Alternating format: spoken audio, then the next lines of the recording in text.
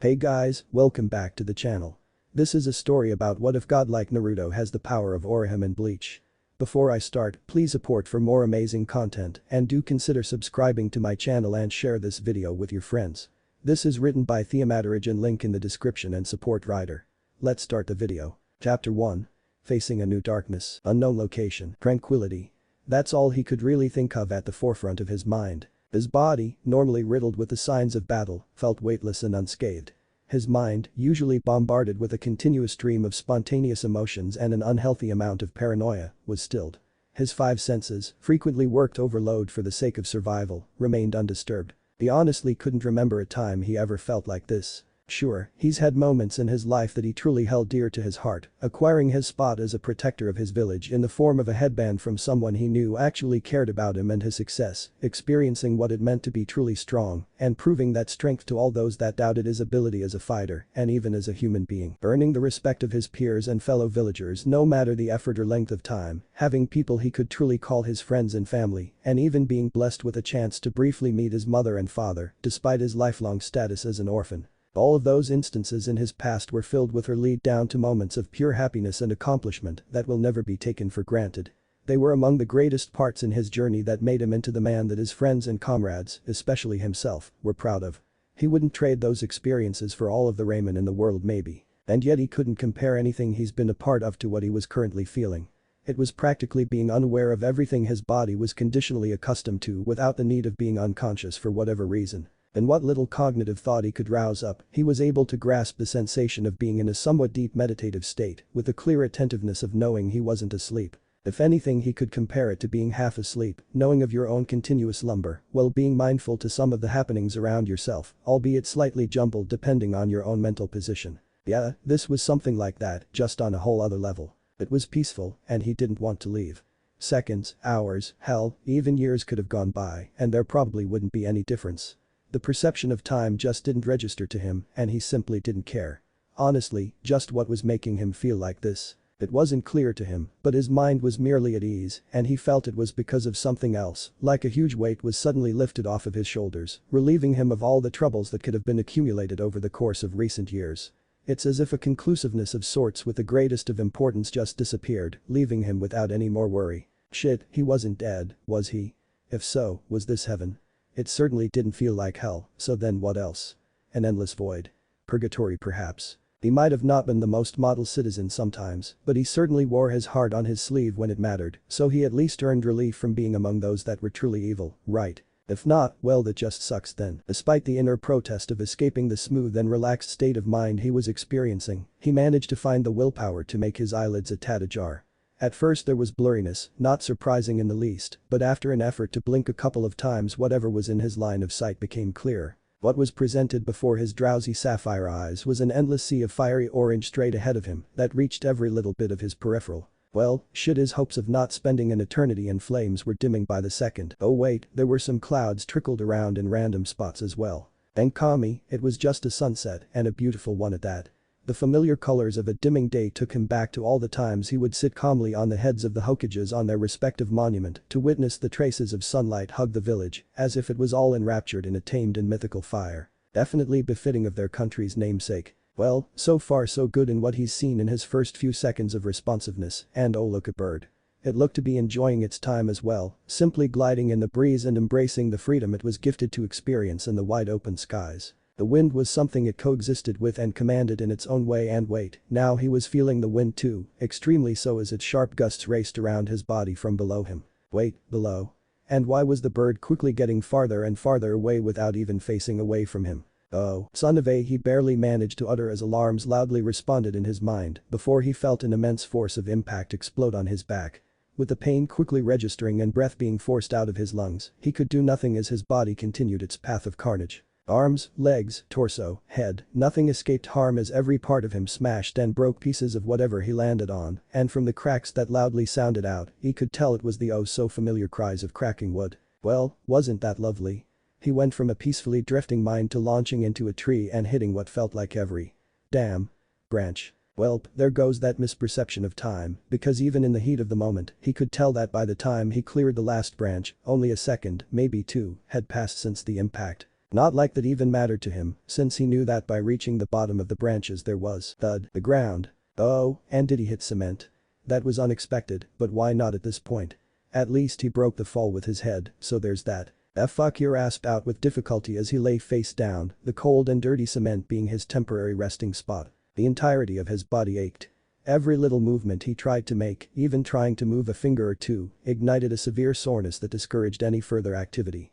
However, despite what his body wanted to do, he knew he had to figure out just what the hell was going on, even with the pain, exhaustion, and harshly dazed mind that was becoming more apparent as the seconds ticked on by. With what seemed like a great deal of effort in the moment, he slowly managed to lift his head with one eye barely cracked open. To his surprise, a pair of small feet covered by black buckled shoes was the first thing he saw.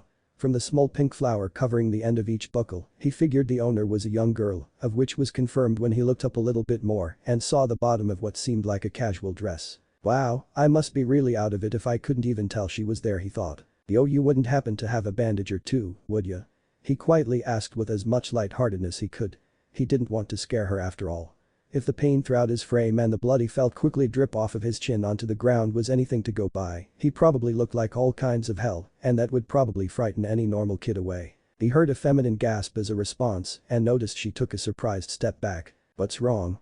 he questioned. "You can see me?" she whispered. Well, that's a question that he didn't exactly expect. "Why wouldn't I be able to?" he responded. "Because, what's going on now? First some stupid skateboarders, now W the hell." A new noticeably male voice interrupted. "Hello again, mister." The girl greeted with a slightly more upbeat tone. "What's going on?"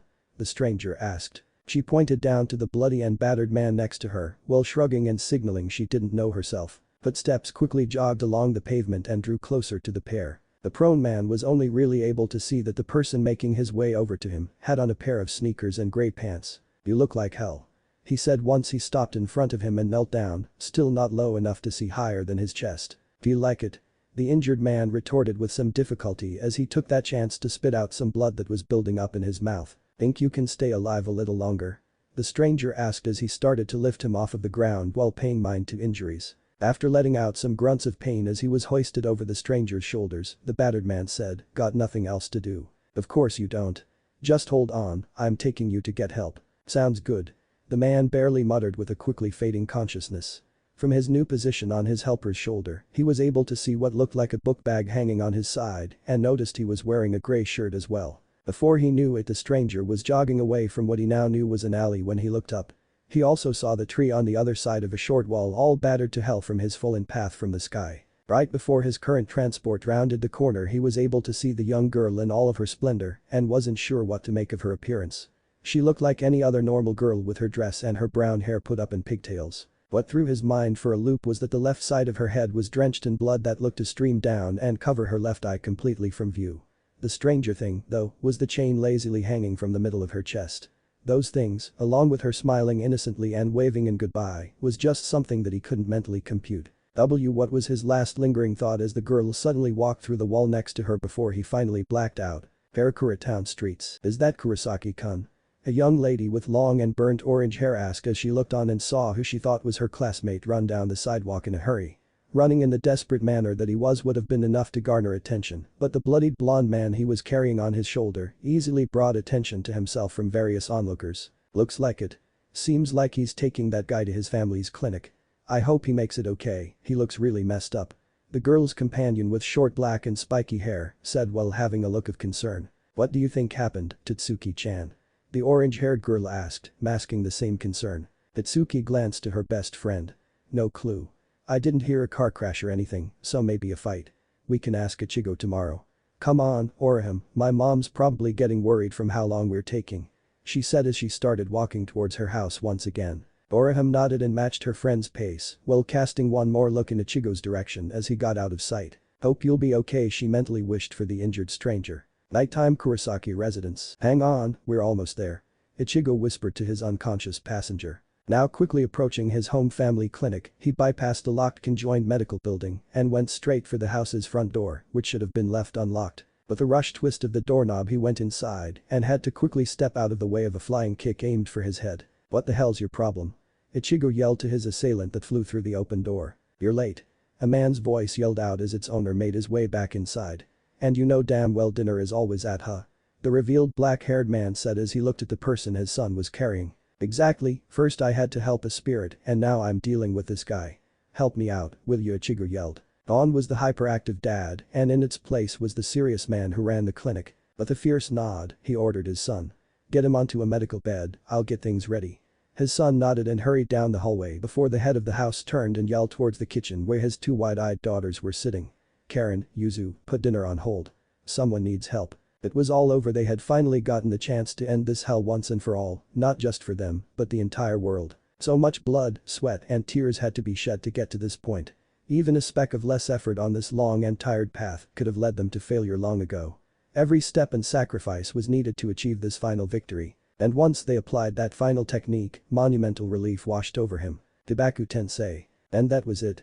That was all it should have been. However, things were just never simple for him. Maybe it was a final gambit for her to pull out a desperate victory. Maybe they didn't perform the technique right. Maybe there was an unknown outside factor that interfered. Maybe there was just a need for one final sacrifice. Or maybe shit just happens. What's happening? It's deteriorating too fast. The bunch are opening up. Hurry and get them. Kurama. He's caught. No. Naruto. Naru. Nighttime Kurosaki Clinic. Naruto's eyes opened wide with a gasp as he lurched forward, something he instantly regretted as a jolt of pain shot throughout his torso. Letting out a small grunt of discomfort, he allowed the soreness take its time to subside as he calmed down enough to gauge the situation. After blinking a few times, the blurriness in his blue orbs cleared and the first thing he noticed was the medical equipment such as rolls of gauze, syringes and other medical crap he's dreaded seeing every time he was forced to be in a hospital. Crap, he was in a hospital. The second was the curtains on either side of his bed, currently not pulled out, usually allowing at least some bit of privacy for multiple patients in the same room when they were. That gave him an open viewing of the rest of the room. It looked to be able to handle a few patients at once if need be and was filled with other kinds of gadgets he really didn't care if he knew or not. The last thing he noticed right away was the full moon bestowing its lunar glow through the window next to his bed. Normally this would be a beautiful view he could take a moment to look at, but instead he was suddenly reminded of the pale eyes that he just fought with the world on the line. What happened? Did we win? He whispered to himself, unblinkingly gazing upon the shining moon. Damn right we did. A familiar and deep voice resonated within his mind. Sucking in a quick breath in surprise, Naruto responded. Kurama. Who else? Shut up. He allowed a small grin to crack at the corner of his mouth and closed his eyes. So we actually won. I just said that, didn't I? Yeah, we got the bitch and that damn plant freak Setsu too. The fox seemed tiredly relieved. It was glad it was over too. Naruto lightly chuckled humorlessly as he brought up a bandaged hand to rest his head on as he slouched forward. After everything we've done, it just seems so hard to believe. Just holy shit. You're not going to cry, are you? Hell no, are you? I'm an ancient mass of sentient chakra, I don't cry. So says the old furball for now. The furball that can kick your ass, you damn fish cake. Naruto couldn't help but chuckle a little louder. He really missed just talking without having to worry about fighting. And who was the one that kicked the other's ass to attain control of its chakra? Shut up. Naruto laughed some more in the quiet and darkened room.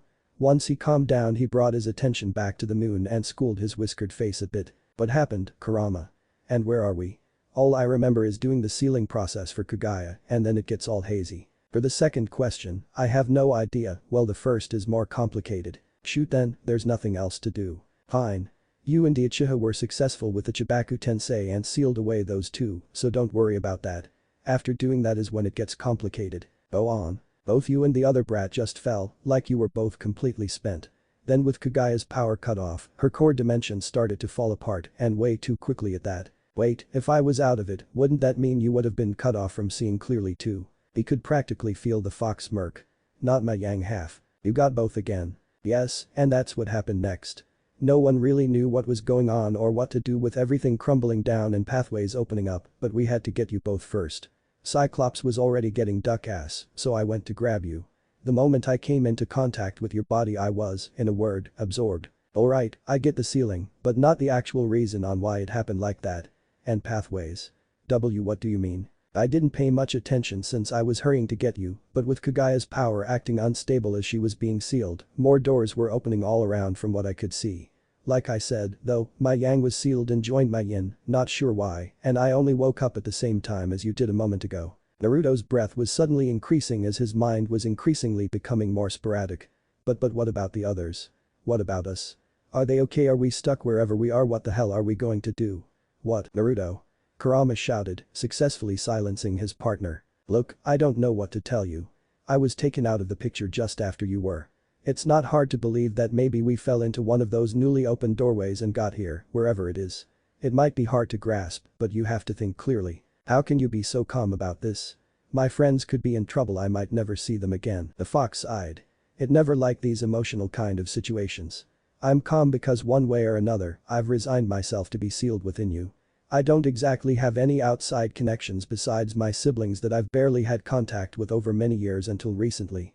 I know that we're all free and happy now in our own ways, now that the big mess is over, so that's fine with me. Wherever you go, I go. What about everyone else? Naruto shakily responded. Do you believe they're safe? What? Do you believe that they got out of there safely? If I can believe that my siblings did, can you believe that your friend successfully got out of the situation? But if it's like you said, then how could they have? Do you honestly believe that after everything that's happened, they would let themselves fall like that? Naruto became quiet again. Did he really have so little faith? Sure, the situation seemed real dire, but they were capable of taking care of themselves, right? Of course they were, but he really couldn't help but worry.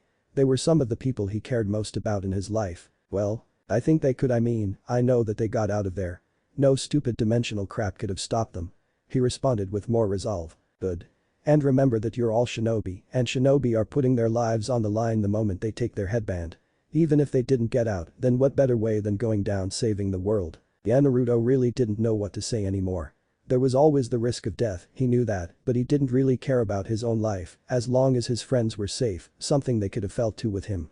How they could have escaped, he doesn't know, but the elemental nations were safe now, and that was the ultimate goal, wasn't it? His own wishes might have been selfish of everything ending fine, but he deserved a happy ending, didn't he?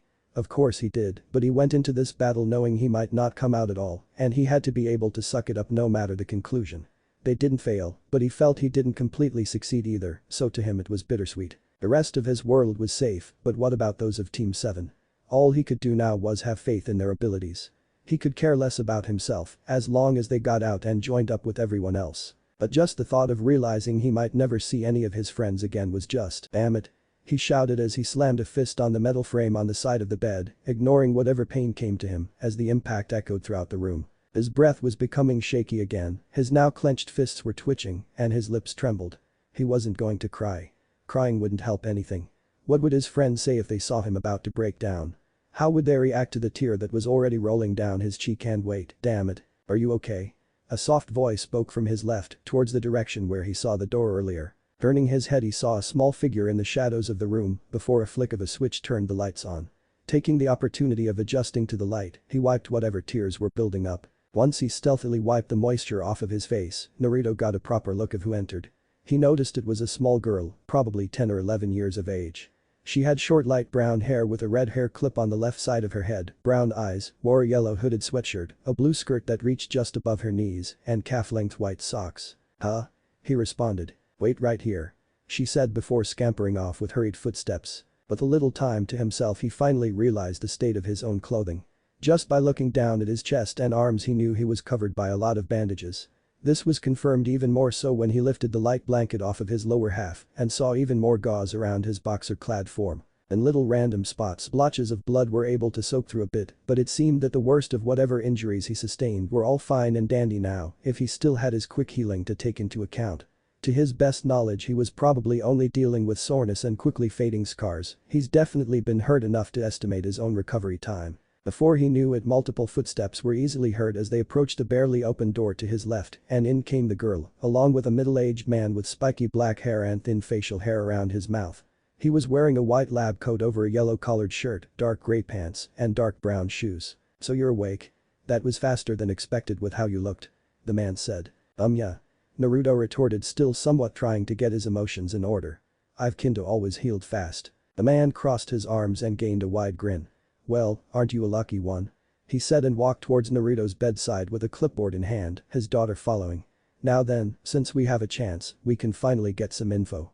We couldn't find any identification on you, just your clothes, of which are no longer usable. Great, Naruto muttered. Don't worry, we can take care of that later. Anyway, my name is Kurosaki-isan, and this is my daughter, Yuzu. This is my clinic and my son brought you in not too long ago. You were pretty banged up when we treated you, exhaustion, multiple bruises, deep cuts and a gash just below your hairline, a few fractures in your right arm and leg, and a concussion among some other minor things," Isin said while looking at his clipboard. Naruto looked at him for a second before shrugging. "Not too bad, I've had worse." Yuzu looked a little wide-eyed at this while Isin said, not really surprised, "What with that nasty scar that was already on your chest?" Naruto touched his bandaged chest before getting a little anxious as he repeatedly tapped around his neck for something missing. Isin noticed. "Calm down, your necklace survived. It's with your ripped clothes on the counter over there." He gestured over his shoulder next to the door. Naruto looked to the ruined pile of black and orange cloth and indeed saw the Shodai's familiar green gem still safely attached to its black cord that was given to him by his Bachan as it lay on his headband. He sighed in relief and nodded to Isin in thanks. "Important?" the father asked. "Very. Someone very close entrusted it to me." Isin nodded before continuing. "Moving on, it doesn't seem you'll have to go anywhere else for treatment since you don't require surgery, so that's good." Naruto nodded. "Now can I have your name and age?" "Oh, right, sorry," Naruto said. "It's Uzumaki Naruto, 16. Isin held out a hand. "Then it's nice to meet you, Naruto," he said with a grin. Naruto managed to crack a small one of his own before he briefly shook the doctor's hand. "So, Naruto, do you have anyone we can contact and get everything taken care of?" Isin asked as he prepared to write any information down. Well, he was completely shit out of luck in that regard. Even without being told outright by Kurama, he could easily tell this wasn't his home, not even the same country. It just didn't have the same presence, and besides, if he was in any of the shinobi countries, then they could have easily been able to tell who to contact just by looking at his headband. His growing reputation didn't hurt either. Gearing himself up mentally, Naruto simply said, "No." Isin and Yuzu blinked at him. Any friends?" "No." "Parents? Orphan? Other relatives?" "None." "School? Not enrolled." "Employer?" "Nope." Isin disregarded writing anything down and looked to his blonde patient. "Didn't you say someone gave you that necklace, or is that person gone now?" he asked apologetically. Naruto sighed and laid back down onto his bed, looking at the marks on the white ceiling in an emotionless gaze. "She's gone, they're gone, everyone's gone." Naruto sighed, glanced at an increasingly worried Isin and even more distraught Yuzu. "I'll just save you the trouble by saying it's just me alone and there is no one I know around here. I don't even know what here is. There's no records you can find on me anywhere as far as I know, since I have absolutely no form of documentation. Hell, I don't even know how this treatment's getting paid for. Don't worry about the money, it's more important that we need to help figure out just what to do with you. This is much more complicated than I thought." Isin looked to think a little to himself. "Excuse us for a bit," he said as he headed towards the door, gesturing for Yuzu to follow.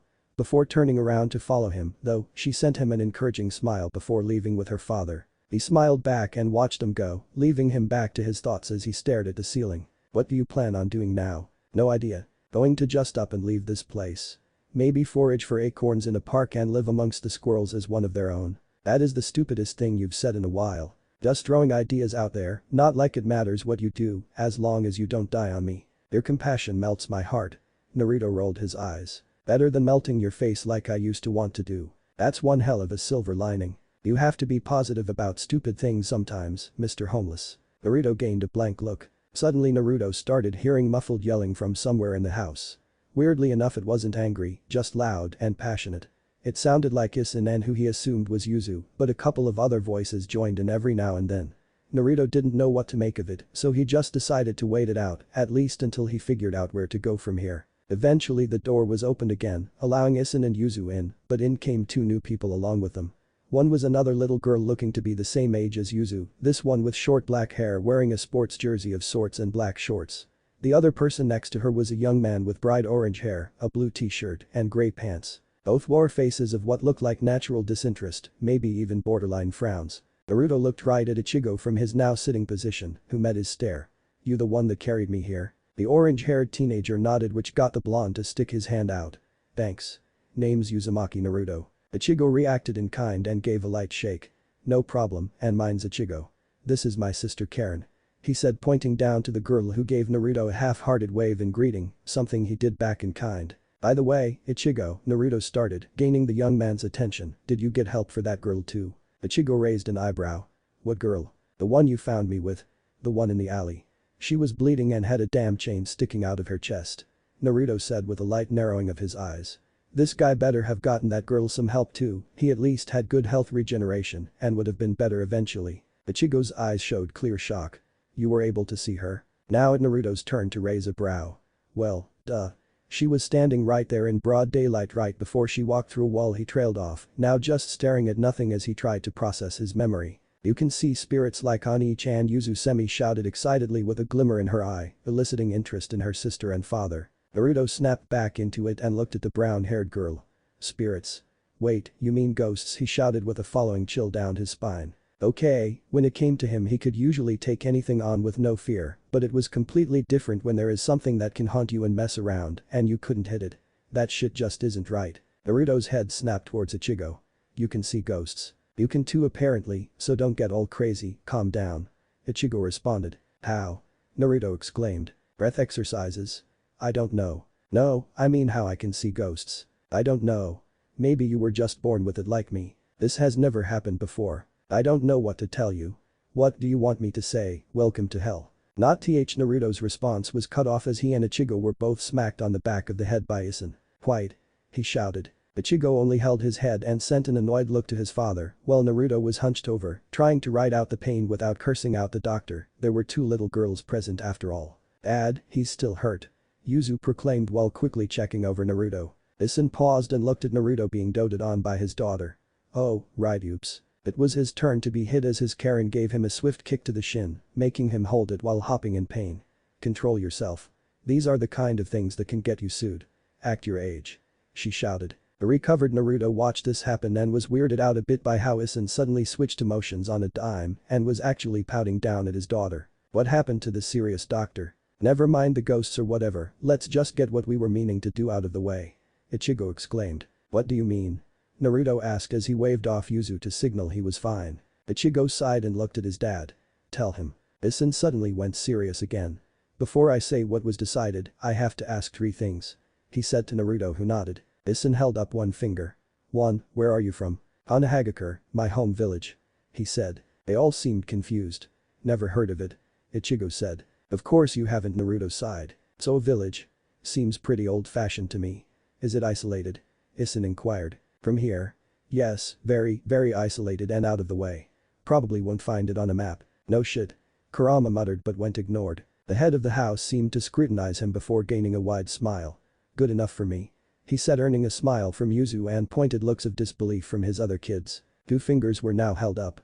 2. What happened to you? Oh boy, there was no way they would believe the real answer and there was no way he was going to go all ninja just to prove a point.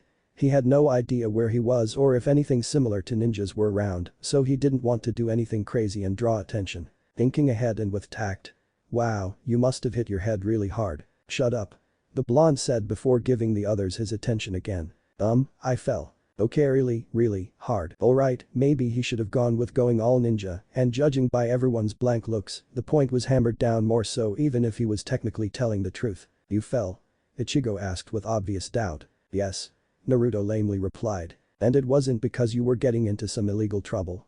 Some business with the Yakuza? Any type of criminal activity at all? Isin questioned seriously. No. Naruto replied. That's what a criminal would say. Karen blandly said, ignoring Naruto's whiny hey. Well, now there's doubt. Ichigo offhandedly stated. Oh, don't worry about that. Isin said, waving his son off as he looked towards Yuzu. Go ahead, sweetie. Firmly nodding, Yuzu turned towards Naruto who was looking at her curiously. Without a word she lifted up her small right pinky and looked at him as if she was swearing him into something. Is what happened to you criminally related and are you a criminal or bad person? She probed. Naruto looked at her extended finger with even more hesitation, but answered anyway. No. Promise?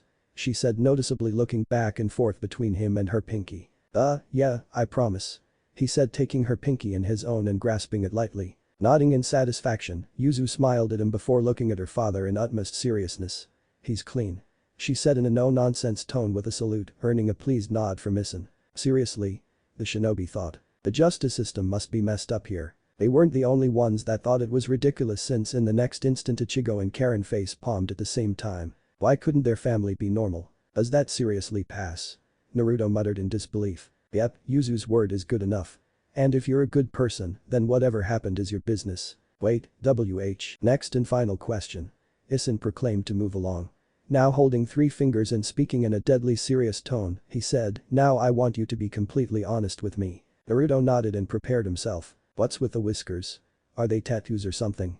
He asked. Naruto only stared at him owlishly for a few very long and silent seconds. Noticing that even the others looked interested, he answered. No, they're not tattoos, they're birthmarks. Really? Yuzu shouted with glistening eyes. That's so cute. You're like a cat. Naruto merely squinted down at her and said, I prefer fox. And as they all looked at his face, they could definitely see the resemblance. Huh, when you think you've seen it all, Isin muttered before becoming excited again and yelled, final bonus question. What? The blonde responded. You were only going to get this one if you passed the first 3. Now, I want you to think really hard about this. Naruto nodded. Alright, do you want to stay here? Naruto looked at him incredulously. Are you serious? Why? Isin gained a gentle smile. You look like you really need some support right now. I don't know what happened to you, but I can tell it was something big and it looks like you need a new start. Wow, he really seemed seriously genuine when he said that. Looks like he could be mature when it really mattered. And besides, he started as tears started building up in his eyes and his lips started quivering comically. Misaki-chan would have given you a chance. And there goes the man-child. Misaki? Naruto uttered. Our mom that passed away a few years ago. Ichigo answered him as he and Karen watched as their father and sister were having a sporadic episode of over-exaggerated crying, and where the hell did those tissues come from? Oh, I'm sorry. Naruto quickly said apologetically. Don't sweat it. So, what's your answer? Ichigo questioned with a side glance. You're okay with this too? Naruto asked him. Ichigo shrugged. It's not a big deal to me, as long as you don't cause trouble. Dad guilt-tripped him by saying this is what mom would have wanted. Karen told Naruto, earning a pointed look from her brother. I see, so that's what that yelling was about. Yep, but most of it was dad begging for advice from a giant poster of our mom. Karen said with a roll of her eyes. Don't ask. Ichigo stated before Naruto could get a word. So, Naruto, what's your answer? A recovered Isin shouted as he suddenly jumped back in front of the surprised blonde expectantly. Looking around the room, he saw them all waiting on him. Not really knowing what else to go on for the moment, he said, sure, for now I guess. Then it's settled. Isin yelled excitedly. Until Naruto here can get back onto his feet, he'll stay with us as one of the family. Yay. Yuzu exclaimed. And he'll stay in Ichigo's room. Isin continued. Ichigo's eyes widened. Whoa, wait, you didn't. It'll be great. He can even go to the same school. Wait, school? I didn't agree to that. Naruto shouted in fright. Isin stopped mid-celebration and looked at him expressionlessly. What country are we in? Exactly. Your poorly isolated mind needs proper education. The father yelled, going back into whatever crazy Min City was in. Unknown to him, his words were making a certain fox start to laugh its ass off in a certain blonde's head. But how can I enroll if I don't even have identification? Ha. Now he couldn't be forced to go. Isin smirked suspiciously. Not a problem, I know a guy. Okay, who was the one that seemed to be a criminal? Now no more delay. You need to eat and get situated. Yuzu, help me get him some food. He declared as he made his dramatic exit out of the medical room with Yuzu quickly in tow. The 3 remaining people simply stared at the closed door in awkward silence. Well, your dad is certainly something, Naruto stated. Both siblings sighed and muttered, yeah, you know, he actually reminds me a little of someone. Naruto said as his face crunched up in thought. Who? Ichigo asked. You wouldn't know him, but now that I think about it, he's like this guy named Mido Guy, and he was supposed to live with him. Naruto's eyes widened with his pupils dilating dangerously fast. Without completing his sentence, Naruto went back to laying down and staring into space. Ichigo and Karen didn't say anything, only watching to see if he would say something else. Ichigo? Naruto abruptly and quietly called to the teen. Yeah? How often is your dad eccentric? Karen cut in. 24/7. She said hollowly. Hey, Ichigo, Karen. They both sounded. Pull the plug. I've lived a good life, so go ahead. It doesn't work that way, Naruto. You sure? Yeah. Oh. Well, there goes that plan. Nighttime, Kurosaki residence. Where are you going, Naruto? Yuzu asked the blonde who was making his way to the front door, herself about to get ready for bed since they all got done eating an hour prior. Feel like taking a walk for a while? I won't be long. The shinobi responded, now dressed in black pants and a white t-shirt given to him to borrow from Ichigo. Thank goodness he had a bigger growth spurt than he thought he would have over the last couple of years, otherwise the clothes would have been a lot more awkward on his 5'9" frame. At least his black sandals remained unharmed, and now he had the Shadai's necklace once again hanging securely around his neck, along with his black headband tied just above it. But what about your injuries? I'm fine, look. He removed the gauze wrapped around his head that miraculously showed only a small red mark where the huge gash was earlier. Wow, Yuzu muttered in amazement. You sure you're not escaping? Karen asked as she came down the stairs. Naruto rolled his eyes. Yes, I'm not escaping from the only familiar place that's willing to help me right now. He said sarcastically. And I also have to learn about this whole ghost thing anyway. Just in case. Yuzu said, walking up to him and raising her pinky. Naruto lightly chuckled and grasped hers with his. I promise I'll be back. Yuzu nodded, and that was his cue to quietly exit. When the door closed, Isin poked his head from around the corner, seemingly eavesdropping a bit but didn't want to reveal that fact. Did Naruto just leave? Yes, but he pinky promised he'd come back. Yuzu happily replied. Oh, okay.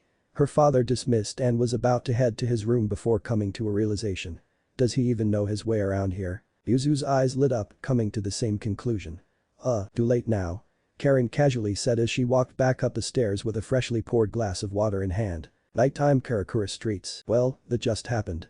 Naruto muttered to himself, hands in his pockets as he walked the quiet streets of the newly identified Karakura town. It's a start.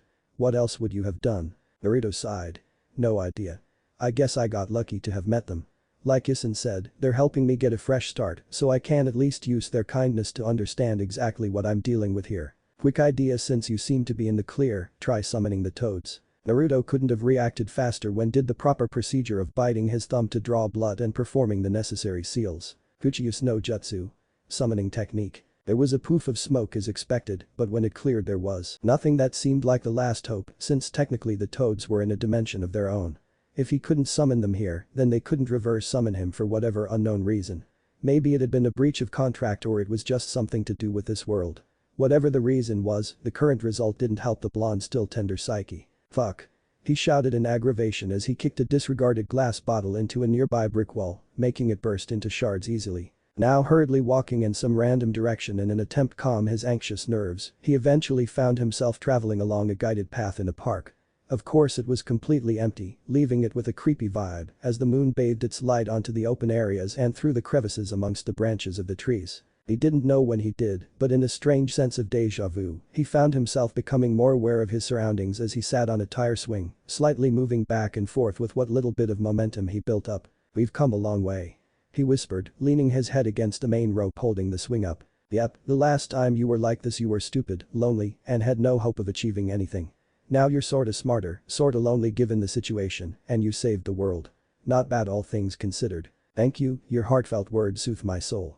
He replied in monotone. You have all the time in the world to get used to it now, so prepare your heartstrings. You've become a lot more talkative. Yeah, maybe, but that's only because I didn't really expect to live this long, and who are you going to tell if I say something stupid?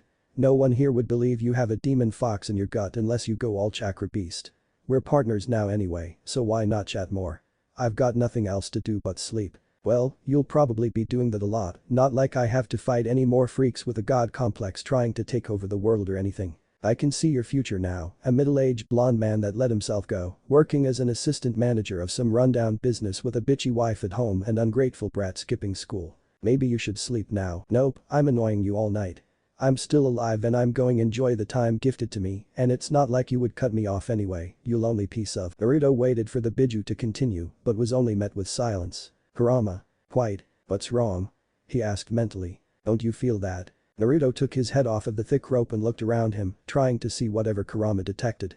As he gazed at the dark playground he was next to, all he was able to see was the emptiness that accompanied the area and the shadowed foliage from the trees surrounding him. The only sound he was able to pick up was the light and cool breeze blowing through, slightly pushing the nearby swings, making them squeak in a consistent rhythm. Figuring he should heighten his senses more, he pulsed his chakra, something that would probably be overkill in a world that seemed to not have ninjas, but he had to make sure there wasn't something creeping up on him. The instant he sent out a minor pulse he felt it, whatever it was. With a sudden chill down his spine he slowly turned his head directly to his left, an area that was heavily riddled with trees, and found the source of the malicious intent he came into contact with. His breath stopped, all sound stilled, and his body froze as he saw it maybe a little over 50 yards from him. Barely concealed in the shadows of a single branch were two beady yellow eyes staring right at him, unblinkingly waiting, as if seeing exactly what he'd do now, that they were making direct eye contact. What the hell is that? It seemed to react to his thoughts as it moved a tad bit forward, showing a fraction of what looked like a large white mask, similar to a skull, only misshapen as it hugged the face of the large creature. Abruptly getting off of the tire, Naruto continued to stare down his observer, as if challenging it to make the first move. Suddenly a deep and unnerving chuckle echoed through the air. Such powerful spiritual energy in one so young, and a human at that. the creature said from its semi-hidden position. "A human that will kick your ass if you don't get out of there." Naruto yelled, narrowing his eyes at him, letting a little of the fox's chakra momentarily turn them red to give him a more intimidating appearance. "Oh, and he can see me? Maybe not a completely normal human then, but even with so much spiritual power you're not a Shinigami. Yes, you'll be quite the interesting meal," it said as it crawled forward slowly, revealing its disturbing form. Along with the skull-like mask there was 2 rows of giant human-like teeth attached to it, some of them cracked. With no more features of its head in sight, the shinobi saw that the rest of its large pitch-black body hung low to the ground. Its entire and surprisingly thin torso was facing down, chest with a hidden and hollowed hole from front to back, almost touching the blades of grass below it. Despite its body angled the way it was, its door-sized head was looking straight up at him, something that would severely strain or potentially break a normal person's neck if they were such in a position. Holding its frame up were creepily long arms and legs that were thin to match its main body, the elbows and knees all pointing unnaturally straight up and reaching about 7 feet above its back. Connected to those joints were hands with long and skinny fingers, almost looking like claws as they gripped into the ground, and feet that couldn't really be called much as they looked like appendages found on a scorpion. In short, it looked like something straight out of a horror movie. "Now if you don't mind, would you please stay still so I can enjoy consuming that sweet soul of yours?" Its demonic voice sounded from a barely open maw. "Sorry, I still plan on using mine for a little longer. I hope a few more seconds is long enough."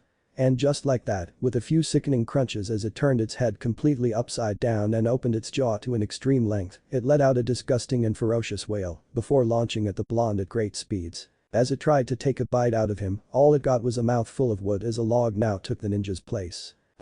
Like I said, you shitty movie prop, I'm still using the soul." Naruto shouted behind the monster as he threw an explosive tagged and chakra-enhanced kunai stored in a seal on his wrist, much more convenient than a simple pouch that could be lost in battle. The creature grunted in discomfort as the blade stabbed into its side before reaching the end of its fuse and tearing off a chunk of flesh. With blood spurting and ripped and burned flesh flying, the monster roared in fury and pain as it turned its furious sights back to the blonde. With another rush it tried to swipe at Naruto with its sharp fingers, but was surprised that its target instantly turned to smoke. "That's not gonna work either." Naruto once again shouted behind him, half created and replacing himself with a cage bunshin. With even angrier yellow eyes, the monstrosity decided to take it up a notch to its increasingly difficult prey. Turning around it extended its right hand with fingers pointed right at the standing Uzumaki. After a mental command the almost needle-like fingers started launching at Naruto at alarming rates, quickly replenishing themselves and firing off like a machine gun. Not expecting this kind of attack, Naruto was struck with more than a few on his body before transporting onto a nearby tree branch with a hasty shunshin, body flicker. Momentarily out of sight Naruto took that chance to rip out some of the projectiles in his left arm, leg, and side before tossing them away. "You underestimated the freak. Won't happen again. Those were like oversized senbon, I should be better than this. You can't hide with your Ryatsu as big as it is, you fool." An angry wail cried out as the monster speedily approached the tree Naruto was hiding in and swiped right through the middle of the trunk with explosive strength. "Damn it." Naruto jumped away to the middle of the grass again as splinters and other chunks of wood flew through the air, some leaving small cuts on exposed skin on his arms and face. Now seeing his target out in the open for the picking, it tried to simply grab him and rip him apart. "You're not very creative, the only thing special were those stupid fingers." Naruto muttered as his enemy was only 10 feet away and closing in.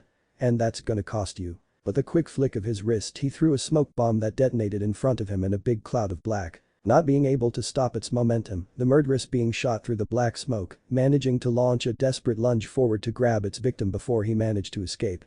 With great satisfaction it saw that it managed to wrap its hands around a struggling Naruto's body as it slid across the ground, eventually coming to a harsh stop. "You thought you were going to get away, you damn piece of meat," it shouted in Naruto's face. Weirdly enough Naruto stopped struggling and actually gained a vicious smirk before his entire body detonated, creating a large explosion and making the creature roll backwards 20 feet away. Regaining its bearings, it finally registered that its arms were now only nubs and the front of its body was badly burned. "What's with these stupid magic tricks? This isn't Keto." "Don't know what Keto is, but that was Bunshin Daibakuha, clone great explosion. It might as well be magic to you, though. Abracadabra, bitch." Naruto's voice yelled from above. As injured as the demonic assailant was, all it could do was look up as the young man he thought would be easy pickings descended towards him from the sky, a strange sphere of energy held in his hand. "Rasengan." Naruto shouted as his attack made contact with the monster's forehead. It only took a short moment for the swirling ball to start grinding into the mask, causing his enemy to start screaming as it felt the attack shred and crack its face. With one final wail, the monster finally gave in to the ongoing damage and suddenly exploded in black particles that quickly faded away with the wind. Watching the last of his foe disappear, Naruto dispersed a Rasengan and looked around at some of the damage done the area. Okay, first ghosts, whatever the hell that thing was, and some crap called Ryatsu and Kido, I really need to find out what's going on around here. Do it later. After everything that's happened today alone, you're going to need to sleep on it. Naruto gave one heavy exhale before saying, sleep sounds so good right now. With a decision to rest and recuperate, Naruto started walking forward and froze mid-step. What's wrong? Where am I? Damn it, Naruto. The next morning, Kurosaki residence. What in the hell happened here? Naruto whispered as he stood in front of the house belonging to Issen and his family. Even though he hadn't been here long, he was definitely sure there wasn't a gaping and hastily boarded up hole on the front of the house when he left. Naruto. Glad to see you came back. Issen enthusiastically shouted as he left the house and joined the blonde in looking at the damage. What did I miss? Naruto quietly asked. Something big you wouldn't believe. In the middle of the night someone drove a truck straight through the wall without waking anyone up. The truck? Yes, he knew what a truck was. You tend to see some vehicles labeled as such when you travel around a city aimlessly all night in search of your temporary home. Yep. Thankfully no one was hurt, but I do hope he comes back to apologize someday. He trailed off while holding his chin and thought. I'm sure he will. Anyway, come in and get some leftover breakfast. Ichigo and the girls already left for school so it's just us all day. Yay, hopefully you'll join Ichigo soon, just give me some information and I'll get you set up in a day or two. Yay, now come on. Issen yelled as he grabbed Naruto's shoulder to usher him, but at this point the doctor finally noticed the state of the blonde's body. His borrowed clothes had rips and tears in them, little drops of blood splattered here and there. His hair was a greasy mess, his bangs hanging down, but not enough to cover his tired blue eyes that had bags under them. Dirt and sweat was layered on his face where whatever cuts that were there hours ago healed without nary a mark. At least his headband and necklace were unaffected, both hanging around his neck without as much as a scuff on them. What happened to you? Issen asked. After lazily looking down with drowsy eyes, Naruto looked right into Issen's. I fell. Chapter 2. Settling in. Karakura High School classroom lunch period. Azuro, what do you mean Ichigo might not come in today? Totsuki asked. Well, a young and short boy with black hair and green eyes started as he sat down in his desk. When I showed up at his house this morning there was a big hole in the side of his house. His dad said a truck crashed through it last night. The truck, Totsuki said in surprise. Does that mean he's hurt? Or maybe even she couldn't complete her sentence due to a book bag tapping against the back of her head a little roughly. I'm not dead. Nobody was hurt, sorry to disappoint you. The now arrived Ichigo said as he looked down at his tomboyish friend as she rubbed the spot where she was hit with his ever-present frowny look. Hello, Kurosaki-kun. Orihime enthusiastically greeted at the sudden appearance of her fellow student with orange hair. Hey, looking as happy as always, Inoue. Ichigo responded as he sat down at his own desk. So that's why you're late. Did they get the guy that crashed the truck? Another young man with medium-length brown hair asked from beside Mizuru. No Kigo. He was gone before any of us knew that it happened. Ichigo retorted, not wanting to unveil the hollow attack on his family, not like anyone would believe him anyway. That Shinigami made sure of that. Do you need help cleaning up? A deep and masculine voice asked from behind Ichigo. Glancing over his shoulder, Ichigo saw it was his classmate, a tall and heavily built young man with dark skin and wavy brown hair, covering his eyes by the name of Sato Yasutora, otherwise known as. Nah, it's alright, Chad. Thanks, though. Ichigo said and received a small nod from his Mexican friend. You'd probably destroy more than you can clean up, Chad.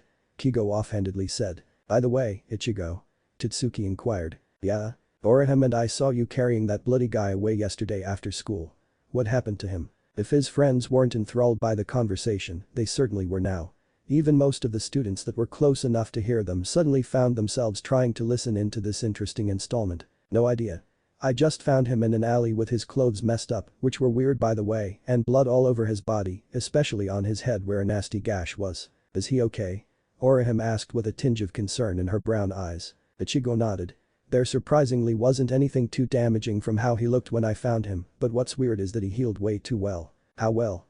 Kigo asked. From what Yuzu told me, that wound on his head was just gone later in the night, like it wasn't ever there, only a little mark where it was. I have no idea how that's possible, even my dad was surprised. This guy was supposed to be bedridden, yet he was able to walk it off with a fractured leg like it was nothing. I don't get it, Ichigo trailed off. The others only really raised their eyebrows in interest and slight doubt. Maybe he's a superhero.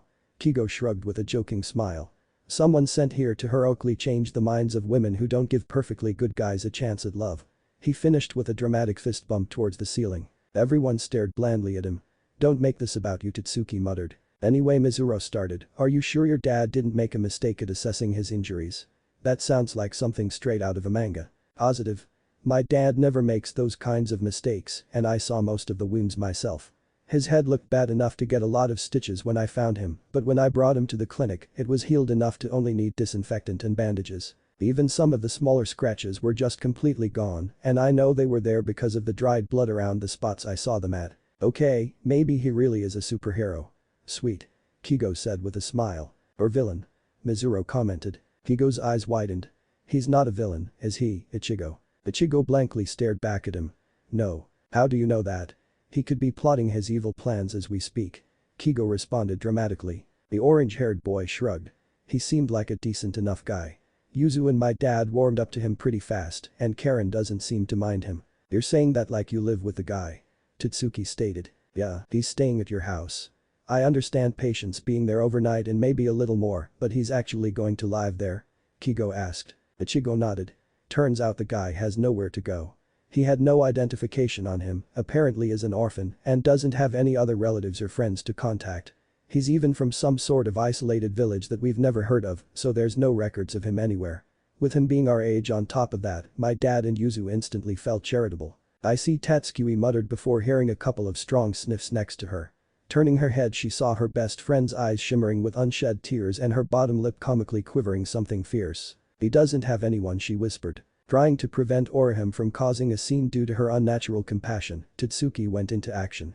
"Hey, it's alright. I'm sure he'll be fine, right, Ichigo?" She glanced to the guy in question, trying to probe him to help. Unfortunately, he didn't get the hint. "I don't know. He went for a walk last night and didn't come back by the time we all fell asleep. When I checked in the morning he still wasn't there," he said nonchalantly with a wave of his hand. "He's out there alone? What if he's been kidnapped, doomed to live a lonely life as a house slave to a family of Yakuza robots sent from Pluto to monopolize the baked goods market? What if he escaped today and left the stove on?" Orihime stammered out with a visualization that only made sense in her mind. Such an active imagination, that girl. Before anyone could comment on the craziest words they've heard from their friend, at least today, a vibration was heard. Knowing exactly what it was, Ichigo reached into his pocket and pulled out his phone that was receiving a call from an unknown number. After a small pause, he brought the phone to his ear. "Hello? Naruto? Where have you been? You got lost. How did you manage to do that?" "Oh, right, never been around here before. But all night, seriously? Hey, there's no need for that language if you're in public, and what the heck is Databeo?" "Databeo?" Orihime whispered and looked at her friends questionably, momentarily going back to normal. Only getting shrugs in response, she and everyone else, including some nosy students, watched on as Ichigo continued with his conversation with a slight monotone voice. "Whatever, so what are doing, resting? Wait, you and dad are shopping. Why are ya? Yeah, I know, fast healing and whatnot, but this is pushing it if you didn't sleep. Oh, so he got you a phone. Really, a Raymond app? Yep, technology is amazing, isn't it? There's thousands more, yes, really, and don't yell into the receiver. See, it hurts, doesn't it? Huh. Oh, hey, Dad. So you took him out. Why didn't you keep him at the house? And why did you listen to him? Letting you borrow Icha. What does that even mean? Why wouldn't I be worried about it if you're closing down the clinic just for this? Even if it has a giant hole, but fine. Do what you want, but you're on your own if someone gets hurt and needs help. You're about to get his information taken care of. So you're really going to enroll him here?" Ichigo's friends raised an intrigued eyebrow at this. "Who is that guy you said you knew?" "Not even a hint." "Whatever. I'll see you later then. Bye." Ichigo finally ended the conversation and tapped his screen a few times to add Naruto's number to his contact list just in case. Once pocketing the device, Ichigo looked up and saw that everyone was looking at him expectantly. That was Naruto, the fast-healing village guy I was talking about. Turns out he got lost and was walking around the city all night and got back after we all left for school. Now he and my dad are out getting him stuff like a phone apparently," he said. "Fish cake?" Orihime tilted her head. "Maelstrom actually," Yuzu asked the same thing. Ichigo replied. "So did we hear that right? Is he going to go to school here?" Kigo asked. Ichigo shrugged. "I guess, and he kinda needs it anyway, since he didn't even know what country we're all in. Like I said, he's from some village and doesn't know much about everything around here. He just discovered smartphones and was all excited. Sounds like an interesting guy. I am so going to show him video games, it'll probably blow his mind," Kigo said with a smile. So when do we get to meet him? Mizuru asked. Whenever you either go to my place or when or if he gets into school. Ichigo responded. So you're Kurosaki-kun? An eerily familiar and feminine voice asked behind Ichigo. Quickly snapping his head over his shoulder, he saw that the person addressing him was a short and petite girl with short black hair that had a long bang going between her eyes. What the hell is she doing here? Ichigo thought in panic. Karakura town streets. How much farther do we have to go to get to this shop? Naruto asked as he walked a little behind Issen. Just another block and then we'll get the last of our business today taken care of. You might even be able to attend school tomorrow. Issen jovially said as they walked across the street. And remind again why I would even go there willingly. Because if you don't then I can cancel that phone of yours. Issen replied with a teasing smile. Oh yeah, Naruto muttered while instinctively placing a protective hold on his new piece of technology. Earlier in the morning after Naruto came back from his wandering adventure and strange supernatural encounter, he refrained from mentioning for now, he was immediately ushered into the Kurosaki family home to get something to satisfy his empty stomach. Once his meal was shoveled down he was given a change of clothes again and was offered to perhaps take a little shopping trip the next day to get him some essentials. That plan was all fine until Naruto took a glance out the window and spotted a man walking down the sidewalk carrying a steaming serving of ramen in a large takeout bag that he most likely picked up from a stand or restaurant of some sort. Now, while Naruto was a hardened warrior that could keep a cool and calculated head when the situation was serious enough, there was just some things that could render his controlled thoughts mute. Ramen just happened to be one of them. That's why any thoughts of his previous desire for a shower and a hibernating nap were presumably grabbed, gagged, and thrown out the metaphorical window into a mental dumpster where they would rest until they brought use once again. With the newfound desire to taste his favorite meal, he told Issen he wanted to get the trip over with immediately and to lead the way towards whatever stores he had in mind, preferably near a business that held the heavenly noodles, of course. Issen predictably told him he should rest, but after a little begging and offering one of his godfather's infamous books that were handed down to him to borrow, Issen was swayed. The father wanted it to be known that he was ashamed and only agreed because of Naruto's superior negotiation skills. That probably would have been more convincing if he wasn't smiling while flipping through the pages. Shortly after that they took off towards the shopping district and visited multiple stores that caught their eye, one of them being an establishment that sold cell phones. Issen decided to buy him one just for safety's sake, in case he needed to contact someone and because it could be handy for all sorts of things. Namely a GPS so he wouldn't have a repeat of the previous night. At first Naruto didn't think much of it, but after being told some little tidbits of information about its features, he was actually really impressed. A device that could contact anyone in the world instantly, have a bunch of useful tools like maps that actually showed his location, and other miscellaneous things, was something he'd bet everyone back home would have loved to have. But also having these things that were installed called apps that did all sorts of services, one of which that allowed him to quickly order ramen to be delivered wherever he was held to the yes. He never really partook in much tech back in Konohagakure, besides watching a little TV and going to a movie or two every now and then, but he knew that this world was a good distance ahead of them. The only other devices he was ever really aware of were small things like batteries, cameras, radios they'd use in the field, and some low-processing computers that were mostly used to monitor patients in the hospital. He should know, he was in there a lot, so he'd stare at those stupid machines because he couldn't leave, otherwise he'd face Sakura-chan or Ba-chan's wrath or even Shizune-ni-chan's disappointed look. For some strange reason, the latter hurt more, go figure. Anyway, besides chakra armor and whatever else Haruno Kuni was cooking up, this place was pretty advanced compared to the rest of the elemental nations. Like earlier in a shop's window, he saw a bunch of TVs that were much bigger than the norm he was used to. They also had a much better picture and they were flat. Flat. They didn't have to be a damn box. What other phenomena did this world hold? Now here he was, carrying a few shopping bags in one hand while playing around with his new phone in the other. Who could blame him, really? Besides being introduced to what the touchscreen device could do, it even had a nice little dash of his personality. This was in the form of a burnt orange protective phone case that had a black custom-made Uzumaki swirl embedded on the back of his own design, of course. The wonders of a mall kiosk were fascinating. He even got his own set of clothes, so now he didn't have to borrow from either males of the Kurosaki family. Now adorning his frame, besides the headband and necklace that were already around his neck, was an orange t-shirt with all kinds of somewhat barely visible and miscellaneous designs he wasn't familiar with, but who cares, because orange, right? Accompanying that was a pair of black and slightly baggy pants, along with black and white sneakers on his feet, because apparently shinobi sandals would have looked a little weird. Passion over practicality freaking amateurs. Whatever he wasn't wearing were in the bags that he was carrying. They weren't much and were kind of lacking in variety by the standards of those now around him, but it was a start. It's not like he was a fashion freak anyway, especially since he used to have multiple copies of similar shinobi gear and only a few other pieces of clothing for comfortability's sake when he wasn't doing anything. But with those mostly gone, except for whatever he had sealed away which wasn't abundant and stood out too much like his red sage cloak, he really needed at least a small wardrobe. Maybe he could get some custom clothing too. That would have to come later, though, since he really didn't want to take too much advantage of Issen's wallet, the man was already being really generous as it was. Looks like he'll have to get a job if he wanted more stuff and to get started on raising funds to eventually support himself, because it's not like he'd steal anything no matter how easy it was here, his stupid conscience wouldn't let him. Although even after wearing what was supposed to be normal clothes, he kept on getting a bunch of stares and passing glances as they continued walking. After pocketing his phone and catching the eye of a particular young lady in the crowd that caused her to immediately turn away, he couldn't help but feel a little self-conscious. What's with everyone? I'm pretty sure there's no more blood on me anymore and I even have my own clothes. What gives? Naruto asked himself. Besides the bags under your eyes, whiskers, and bright yellow hair. Isen remarked over his shoulder. Naruto paused and thought to himself for a bit.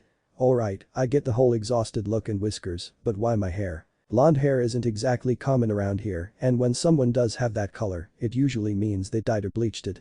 In short, it pretty much gives anyone with blonde hair a sort of delinquent vibe. And I'm guessing the whiskers being mistaken as some sort of face tattoos aren't helping. Isen nodded. The blonde sighed. Whatever. Don't let it get to ya.